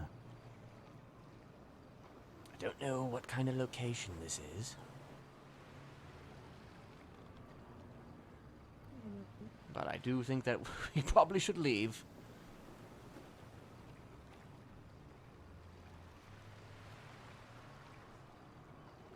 It's kind of a trial run.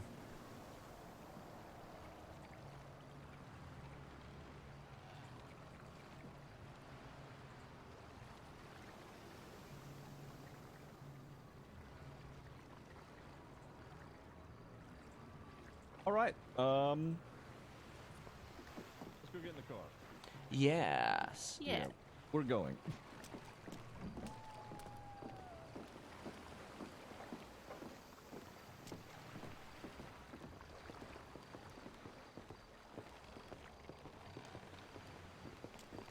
Hello.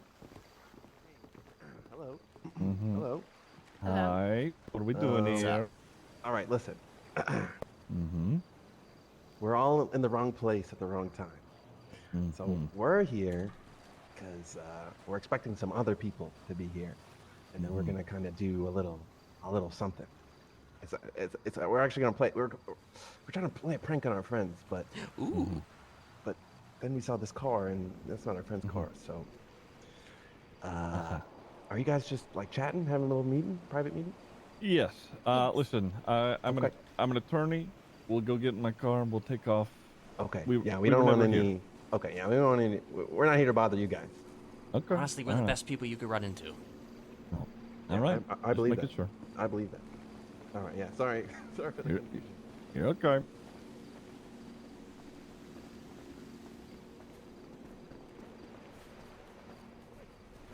You're the guy selling the BJ. Potentially at some point. Yeah. Okay. I'll call you later. All right. I'll keep you posted.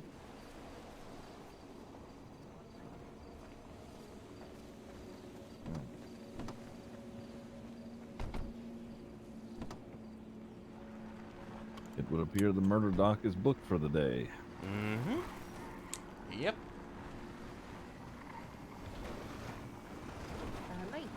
Alright. I All used it first. If you, You don't can't mind. be hipster about a murder location, Kenneth. I'm just saying, okay? I used this murder spot before it was cool. I need to make a phone call. Very well. By the way, since this is a pseudo tour, supposedly that lighthouse at one point had a fucking, I don't know, a fucking god living there. A god? Yeah. Did you want to stop there? Like, and I mean, someone that believes they're a god. I mean, I don't know. I mean, he claimed to be a god. I mean, He said, Irish! It's alright. Hold on, just give me a second.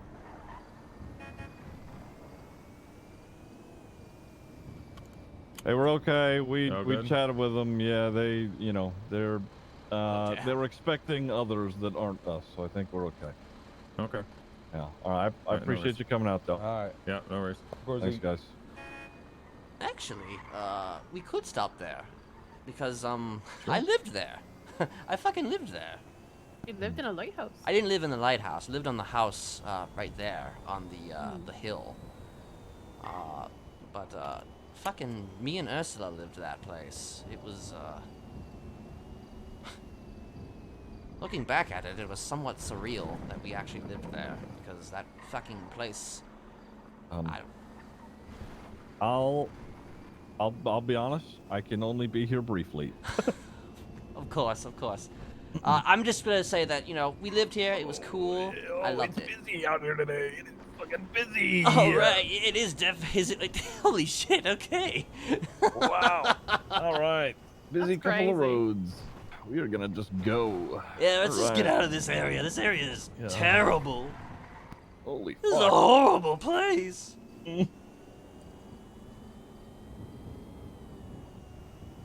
But yeah, her and I lived there. It was cool. We never ran into this fucking god, but what? I mean, I'm sure he's not actually a god. I mean, I don't know. I only just go based on what I've heard and what he claimed. There was some evidence that made me believe that maybe, just maybe, but then there was other evidence that was just like, I kind of think it was like some smoke and mirror for killers shit. to have god complexes. It's, You may have delusions God of being a complex. divine being, but I have yet to see proof of any serial killer actually being divine. Well, here's the thing about most of us. Yes, we do kind of wish we were divine. Mm-hmm. You know, I guess in a sense I do kind of wish I was divine. Well, a lot of killings come out of a need for control. What's more controlling than being a god? True. I have no comment on the matter. I'm sure you would say. Alright, so the place that we're heading to right now is Estancia Road, and it's, I guess to give you more context about the Scarecrow was a persona that sort of, again... This is the one that Flop was investigating. Yes. He was actually my first identity in Darkwoods. I adopted him in order to obviously acclimatize to the environment that I was in, because I had to, and I guess you could say, yes, I definitely lost my mind. But I eventually found my mind again, and was able to cultivate a following with the Scarecrow, and then eventually Mr. Smiley. But the Scarecrow I brought here in Los Santos, and he was... Technically speaking, I didn't really kill that many people as the Scarecrow, but I managed to hype myself up enough to where people really sort of thought that the Scarecrow was a big fucking deal. How many is not that many? Well, I only really stalked a woman who was connected to my therapist at the time. Mm-hmm. I guess that was the genesis of my knack for calling people on the phone and terrorizing them for months. It was it was more so a thing to get back at my therapist, because my therapist had pissed me off when I first came into the city. I held on to that grudge for 5 months. And 5 months of planning eventually led to coming out here. I'll get more into it in a moment. But if you have questions, you know.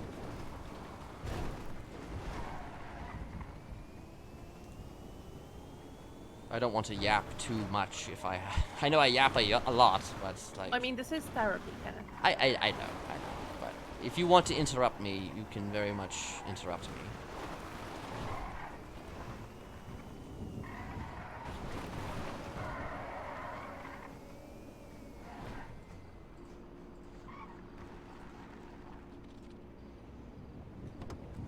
Alright. So, down the rabbit hole we go. I think this actually leads up to the top, if I'm not mistaken. Oh, yeah, it's right here. Okay, literally right in front of my face.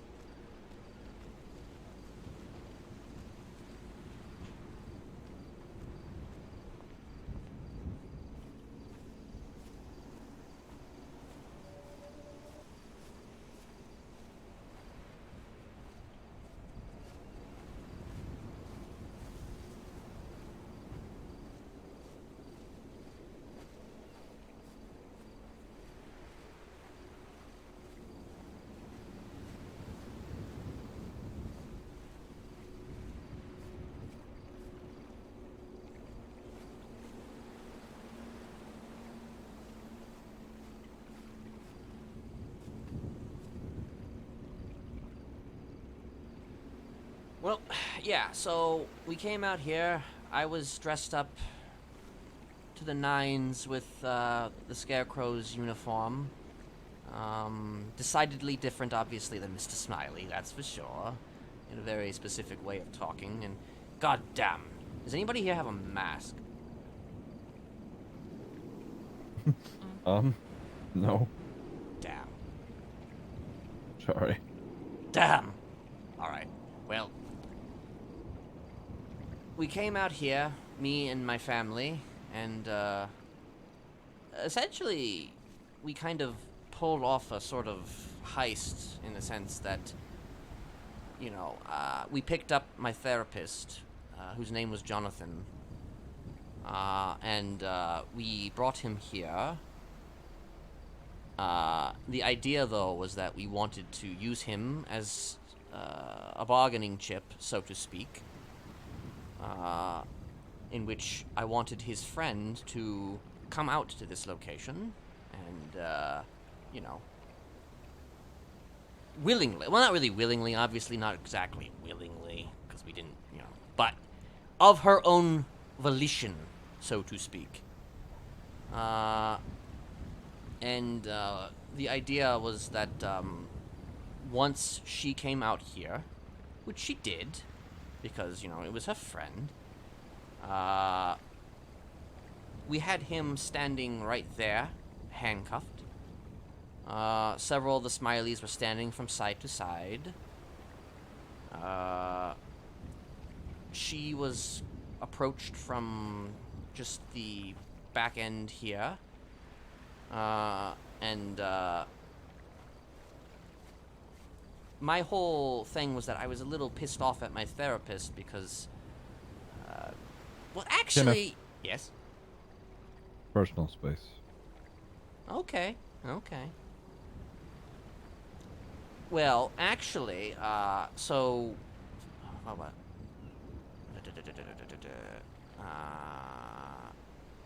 She came up there. And then everything sort of happened. The main reason why it happened in the first place is because it was actually kind of a favor for a friend. See, my friend didn't like Jonathan very much because she believed that he saw too much equality in people. Which sounds awful. But it was in the sense of, like, as a therapist, right? As a therapist, his philosophy was that no matter who you are, everybody is deserving of help. Everybody is deserving of getting the same treatment, She did not believe that. Who didn't? Sorry, I'm getting lost. I never gave her your name. Her your name. Yeah. I never gave her your name. Her name was August Vicarian. She was maybe one of my best friends in the city at the time. She was a part of your group? Yes. Okay. Without her, there probably wouldn't have been a Smiley's, actually, for a time. But, she, was kind of the, Again, it was more about what she wanted. Like, she didn't exactly like Jonathan. I liked Jonathan, though Jonathan did piss me off. So it became kind of a... That upset you? Well, he upset me because he played with my emotions. Because at the time, I was purely Mr. Smiley. So I was irrational most of the time. So when little things happened, it tended to... Well, it wasn't really little, if I'm being honest. He kind of put me in a position to where he lied to me. I mean, in hindsight, again, it's one of those things where I realize it was petty. But he put me in a position to where, I thought everything was good between us. Mm-hmm. And at the time, it was believed that I had taken him hostage when we were actually just having a therapy session. He knew that. But, when people think that you're taking someone hostage, well, it has its results. And it ended with me going to Parsons, being taken in by a fleet of cops. Like, if you could believe this shit. Here's a name from the past that... Fucking Coop Holiday was my arresting officer. Yeah. A long time ago. Yes. Yes. There was, like... I don't know, 8 cops on that beach. But the thing is that, you know, he was clearly, looking back at it, he was stalling for time, Jonathan. He was stalling for time because he believed that he was potentially in danger, even though I kept saying that he's not in danger. But, you know. Well, you understand why he wouldn't necessarily believe that, right? Yes, I understand now why he wouldn't necessarily believe that.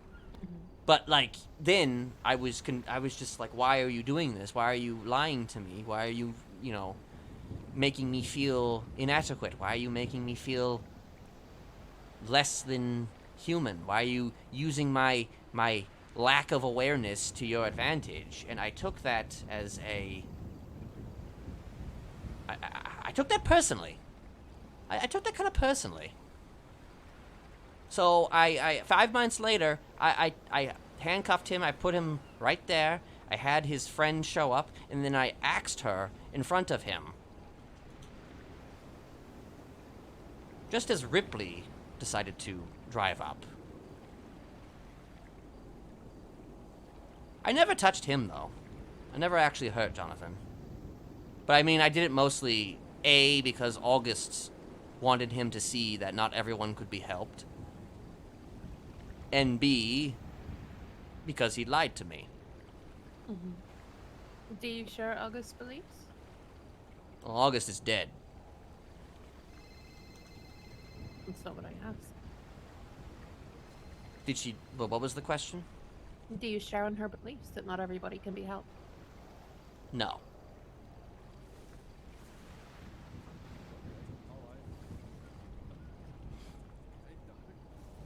I actually would say that I didn't necessarily agree with that. Like, I did it for her because it's what she wanted, because it was my friend, and, you know, I had my own grievances with him. So, I just did what she wanted me to do. Yeah, so again, we're seeing here a pattern of you acting violently against people out of a need to establish or maintain an emotional connection with another person.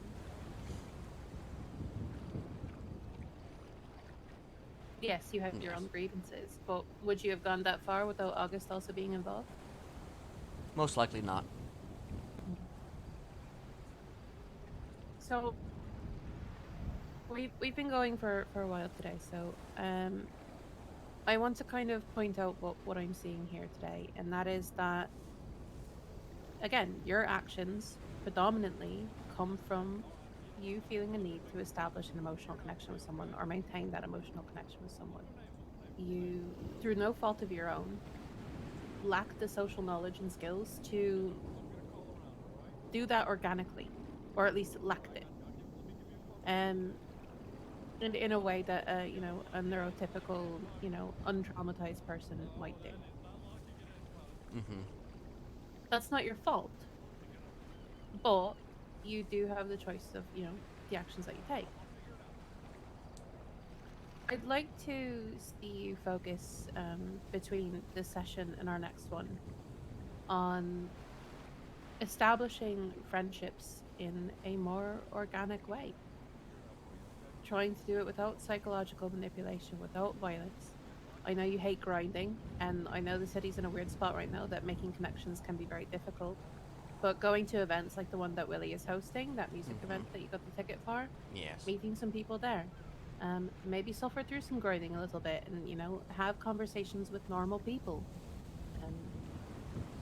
Try and fill that need, that void that you have in healthier and more productive ways. Because I think ultimately, as much as I can preach at you about morality or, you know, you being better today than you were yesterday or whatever, if we don't solve the issues that you're having with maintaining emotional connections with people, you're never going to really make any meaningful progress, right? Because anything else is just going to be a bandage when you need stitches. Right.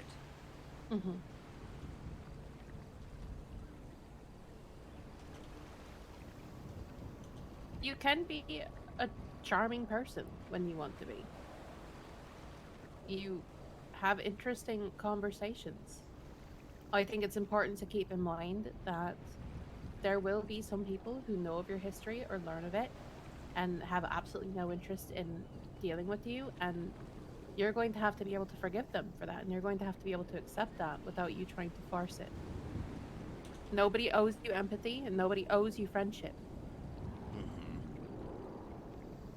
But the more time you spend working on improving and of becoming this, I know your favorite word, productive member of society, right? Right. The better your chances are.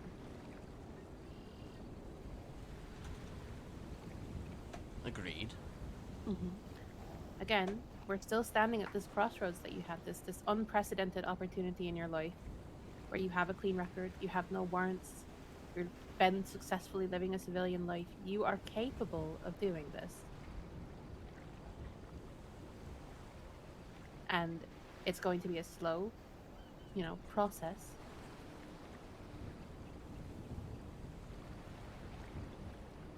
But you need to be able to try your best to connect with people in a genuine way rather than manipulating them.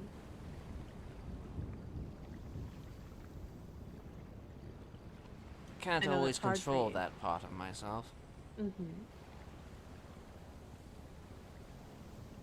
Sometimes it just sort of happens. Have you intentionally been trying to manipulate me today? No. At the very least, though, I've been wanting to give you some context, that's for sure.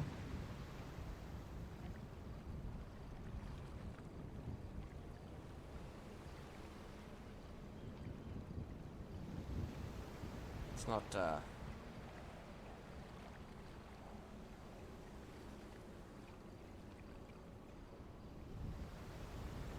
I mean, I could also tell you that yes,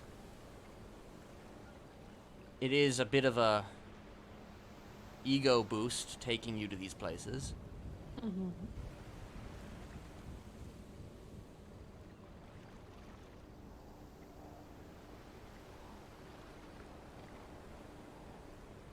Suppose that's the other reveling in the issue. work that you've done. Yes. Which is part of why I, am cautioning against your idea of a tour. Not that I think you necessarily shouldn't do it, but there are risks that are involved, right? And going to these course. places now, you've had this ego boost, you've had, these, you've relived experiences that have brought you pleasure in some way, right? It's hard not to look back at that fondly and then be tempted and say, well, it worked. But it didn't, did it? Not precisely. Because how many of those, look at Kiki. Kiki doesn't like you. How many of your friends and family are still here? Not many. Whether they died or they scattered to the wind. There's a few. By your own calculations, your numbers are at 30% roughly of what they used to be. Right. No, you're right. And, I mean, there's only two ways out of a criminal life. You go to prison or you die. Except for Either me, way, there's you're a ending third up there. option. It's interesting because, I should have died. But yet Probably. somehow I live. So what are you going to do with that second chance?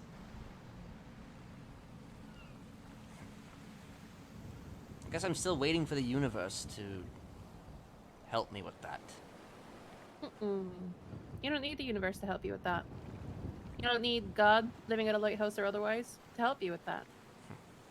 You control your actions. You decide. You've been in a position where most of your life, your actions have been dictated by others. Because of your, upbringing and your environments in prisons. So looking for direction from others is reasonable on your part. But you're not there anymore. You don't have a group that's depending on you at the moment. You're just Kenneth. I'm just Ken. Here we go Yep. again. You are Kenneth. I am Kenneth. Mm-hmm.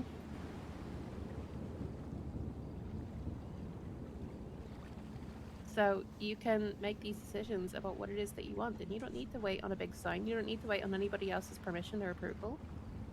If you want this civilian life, if you want connections with people, and you want genuine connections, not ones that you've forced psychologically, you can choose to do that. Ooh, we should go to the brainwashing house. No, we're not going to the brainwashing house. Okay. Next time. No, Next I time, think we're going TM. to stay out of the brainwashing house entirely. We don't have to go in there. We just stand outside. Okay, fine. We'll nix the brainwashing house. Mm-hmm.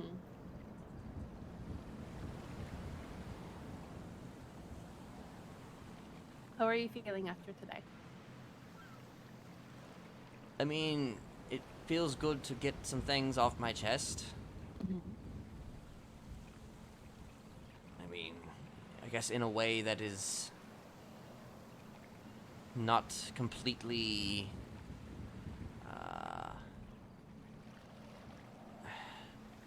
arbitrary. That's not me just saying, like, out in the open, oh, hey, look at me, I used to kill a bunch of people, ho, ho, ho, ho, ho.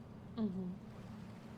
You know, making people kind of feel creepy or creeped out or awkward or whatever. And Mm-hmm.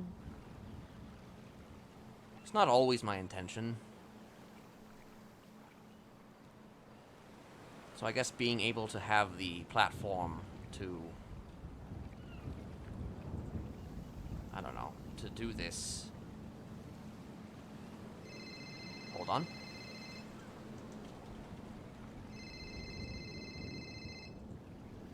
Let me take this one. I don't recognize this number.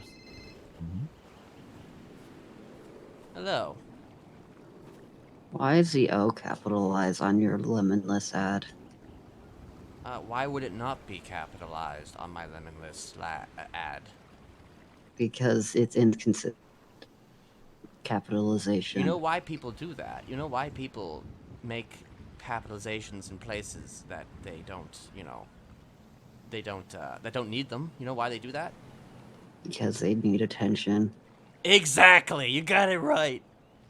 Well, congrats, you have my attention. Yeah, apparently I do. Where the fuck have you been? What do you mean? What do I mean? What do you mean? I haven't heard from you in like a million years. Is that so? I mean, I think so. You didn't say my number, best friend? What? You didn't say my number, best friend? Oh, fucking hell! God damn it! No! Can I get a ride from the hospital? Oh, thank God. Never mind. False alarm. What does that mean? Nothing. I'm doing something, okay? You're at the hospital? Yeah, I got hit with the wrench. Okay. Who hit you with a wrench? I don't know, some guy. Okay, well, yeah, we can stop by there. I'm just getting something done real quickly, and then, we can go from there. Yes? Sound good? Okay, sure. Thanks. All right. I'll be there soon, okay? I will be there. Okay, bye, best friend. Bye. Jesus God. Everything okay? Yeah. It was somebody. Speaking of somebody who's come back to me, even after hurting them. His name is Kieran. He's he was one of us. And then he wasn't, and then he still wanted to be my friend.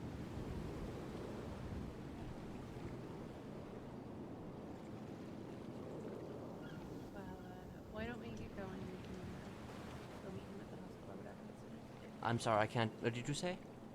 So why don't we get going? You can go meet him at the hospital or Yes. whatever it is you need to do. Is it possible that we could just pick him up and take him, I guess, to...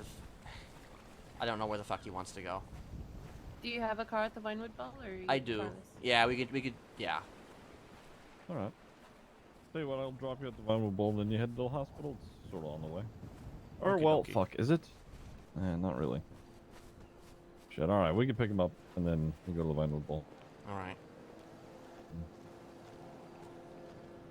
I guess you could say he was kind of like my son. Or one of my sons, rather.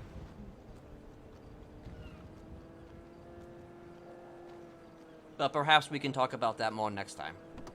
Yes.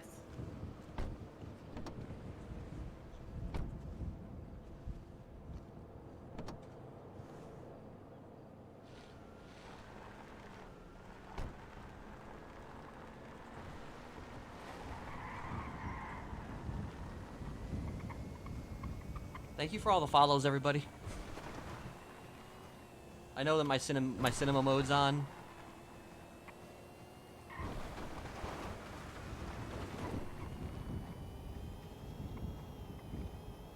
You know, Ziggy, though, if I ever did upset you, I do apologize.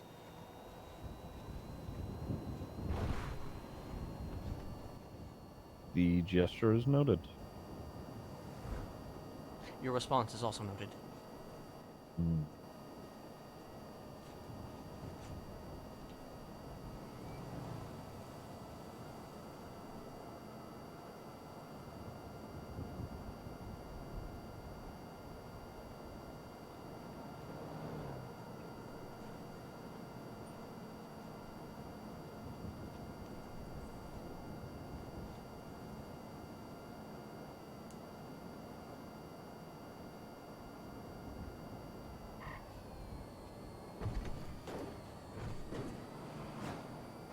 God, I need a sprunk after all that.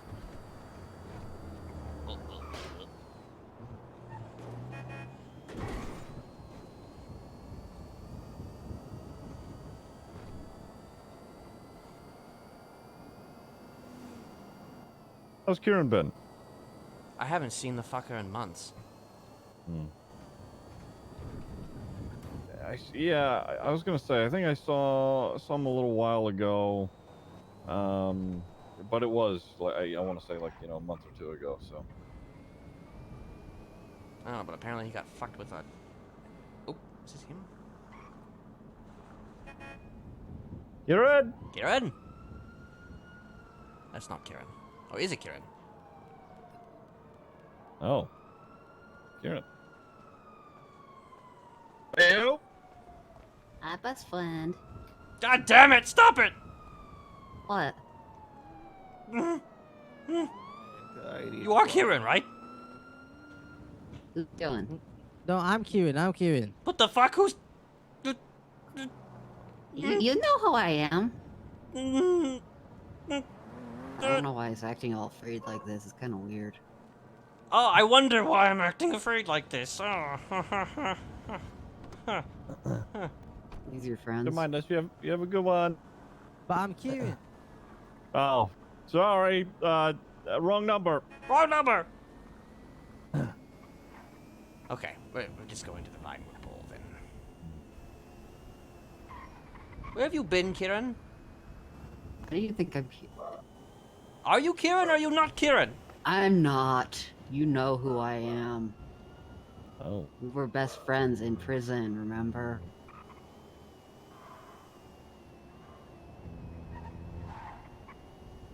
So it's you. It is you. Yeah. Fucking hell! I'm so upset. We were friends. Well, it's just say that you seem very different than what I remember. Oh wow, I'm different after 5 years. I'm so shocked.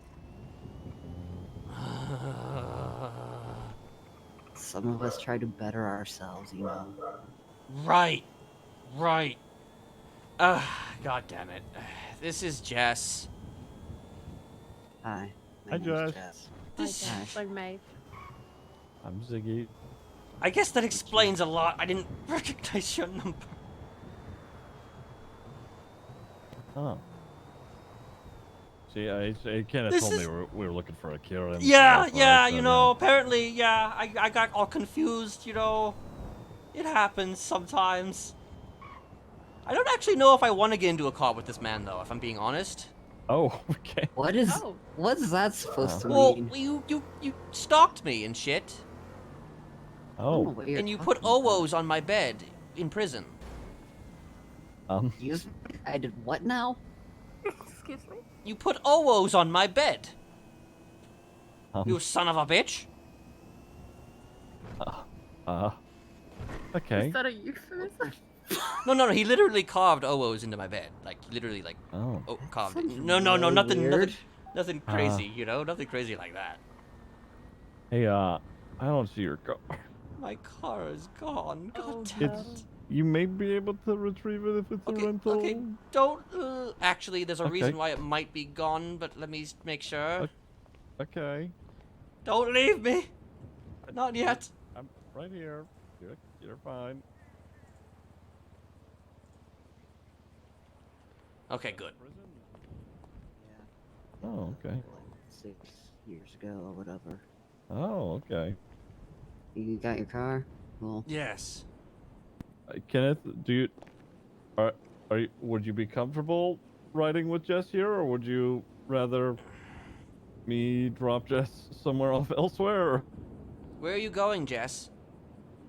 Probably back to the apartments. I just needed to get a new phone, and then I ended up in the hospital. Okay. How about they take you?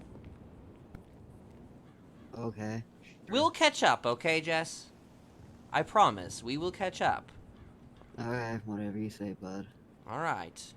He's one of my prison buddies, you know? take good care of him. Yeah.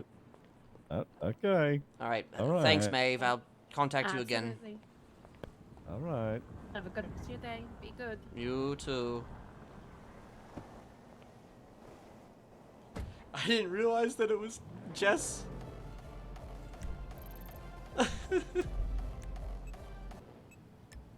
He was acting like Jess, and then he acted kind of like how Kieran would act a little bit, and then I didn't realize that it was Jess. I guess that explains a few things, like why. Oh God. Yeah, they're different characters. It's a different character. He was somebody from, he was somebody who, he was a lifer. He was a lifer in prison. Jesus God. Yeah, it is played by Kieran. Like, it is the same person.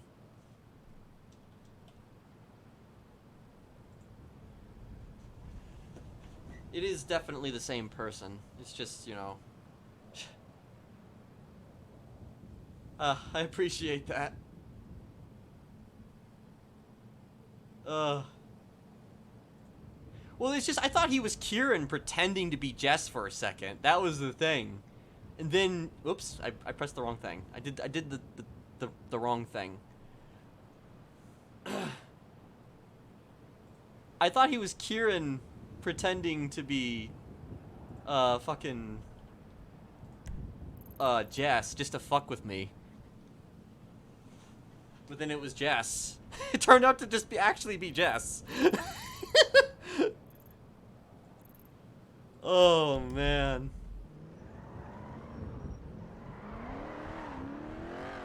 It was, you know, it was the bare bones of what the tour would probably be, but, you know, it would be, there'd be a little bit more to it than that.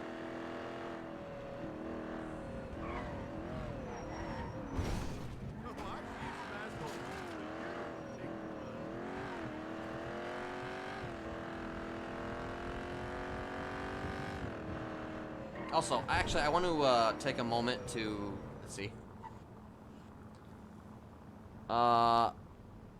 So, thank you, Holly W02 for the follow. Appreciate it. It's Leah90. Thank you for the follow. And Gold Trendy, as well as Andre. Andre 3. I'm just gonna say Andre. Appreciate it. Hold on.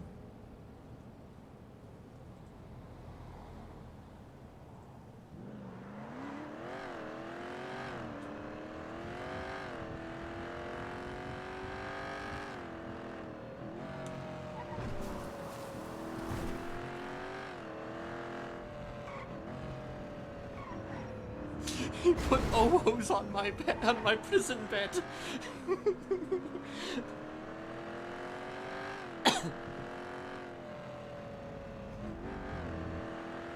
I need to... I need to go take a shower.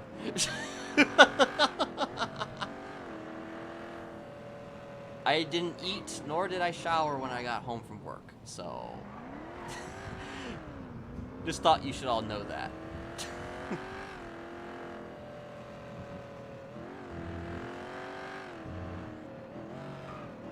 Which is something that, you know...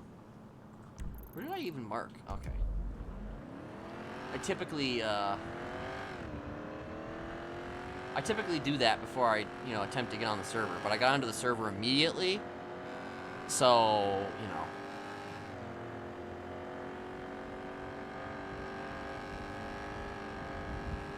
I never paid her. I didn't pay her.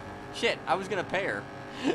I was gonna pay Maisie, or Maeve. I was gonna pay Maeve, but, like, I forgot. Shit.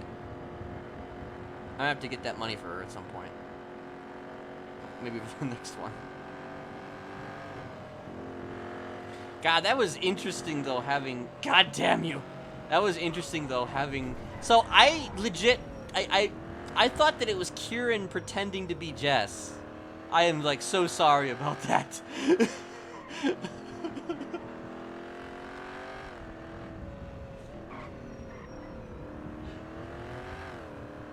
Like, I thought Kieran was pretending to be Jess for a little bit, and then... He started, like, Kieran again, and then I was like, oh, fuck, okay, that's what's happening.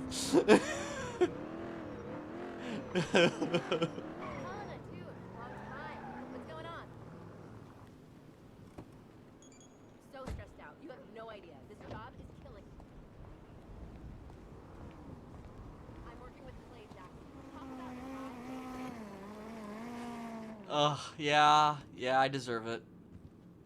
I deserve it.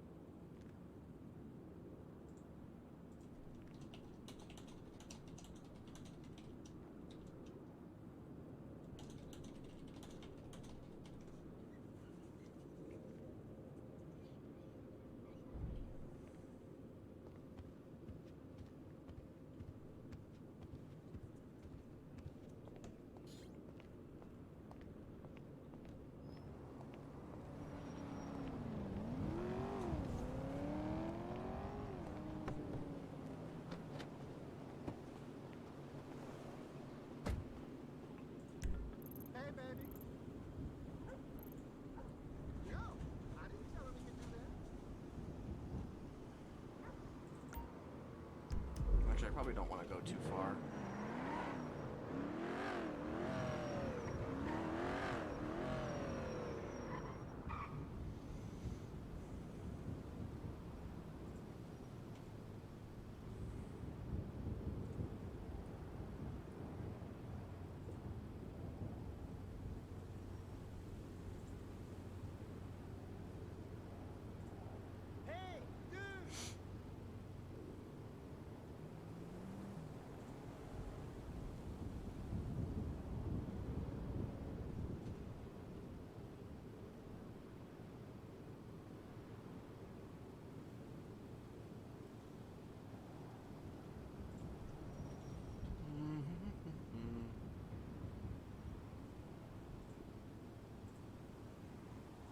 Presuming she responds.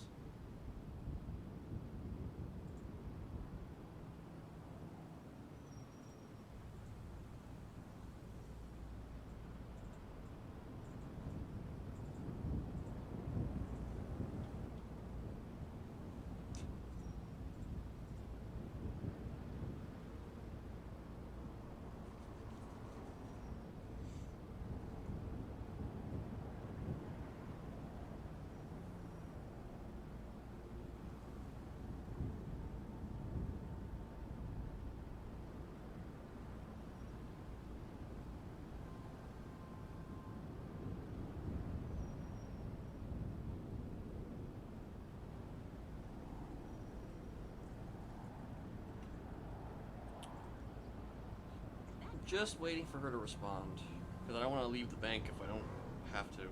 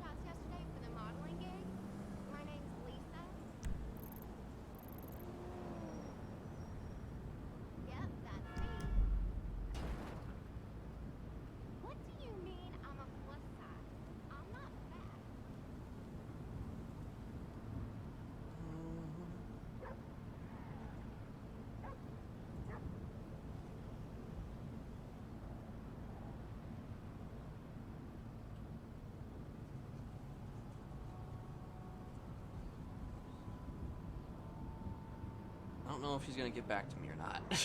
And I'm not super patient at the moment. I should be. You'd think I would be patient, considering.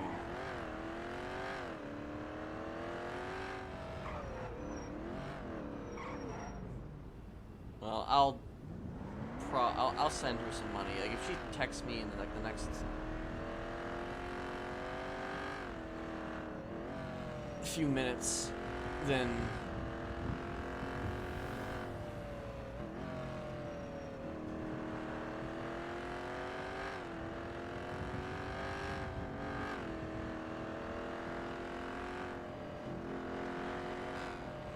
I will send her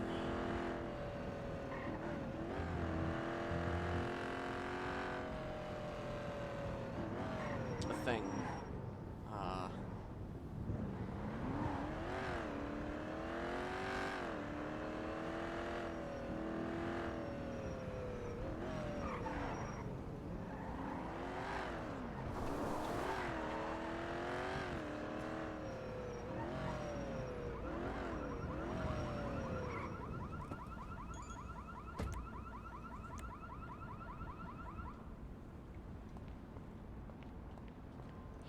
$75 for rental damages.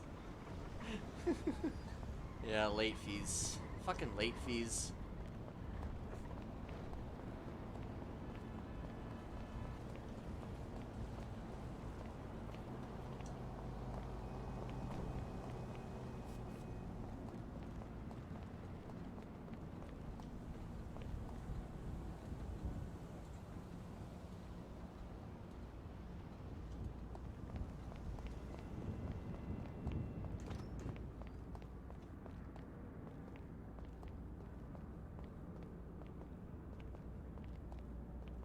I mean, I don't know.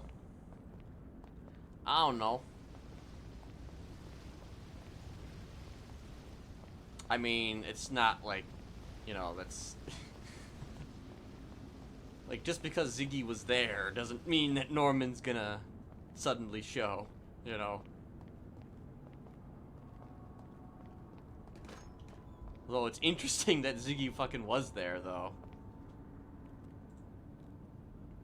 Like, I did not see that coming. Wait.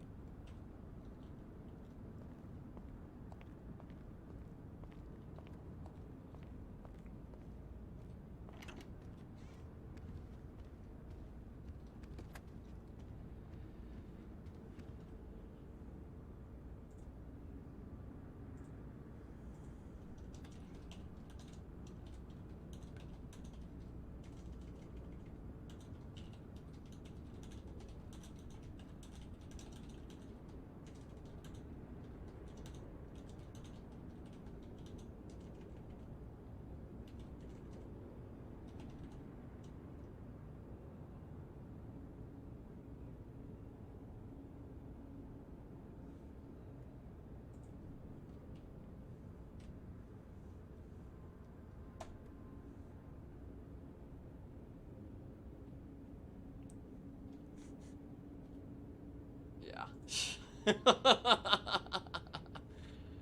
Alright.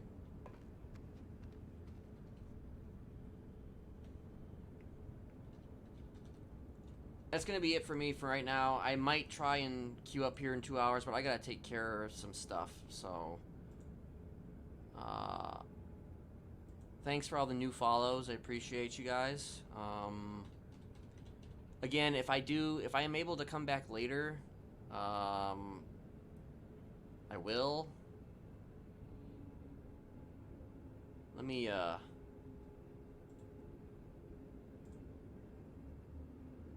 send it to, I'm gonna send it to Pastel, who plays, Maeve.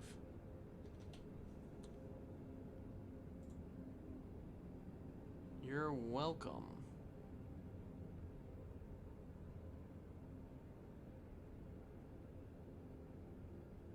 You are welcome. Yeah, I'll be back later, and thanks for all the new follows. Appreciate it, and, you know, I got nothing else. See y'all on the flip side. Alright, peace.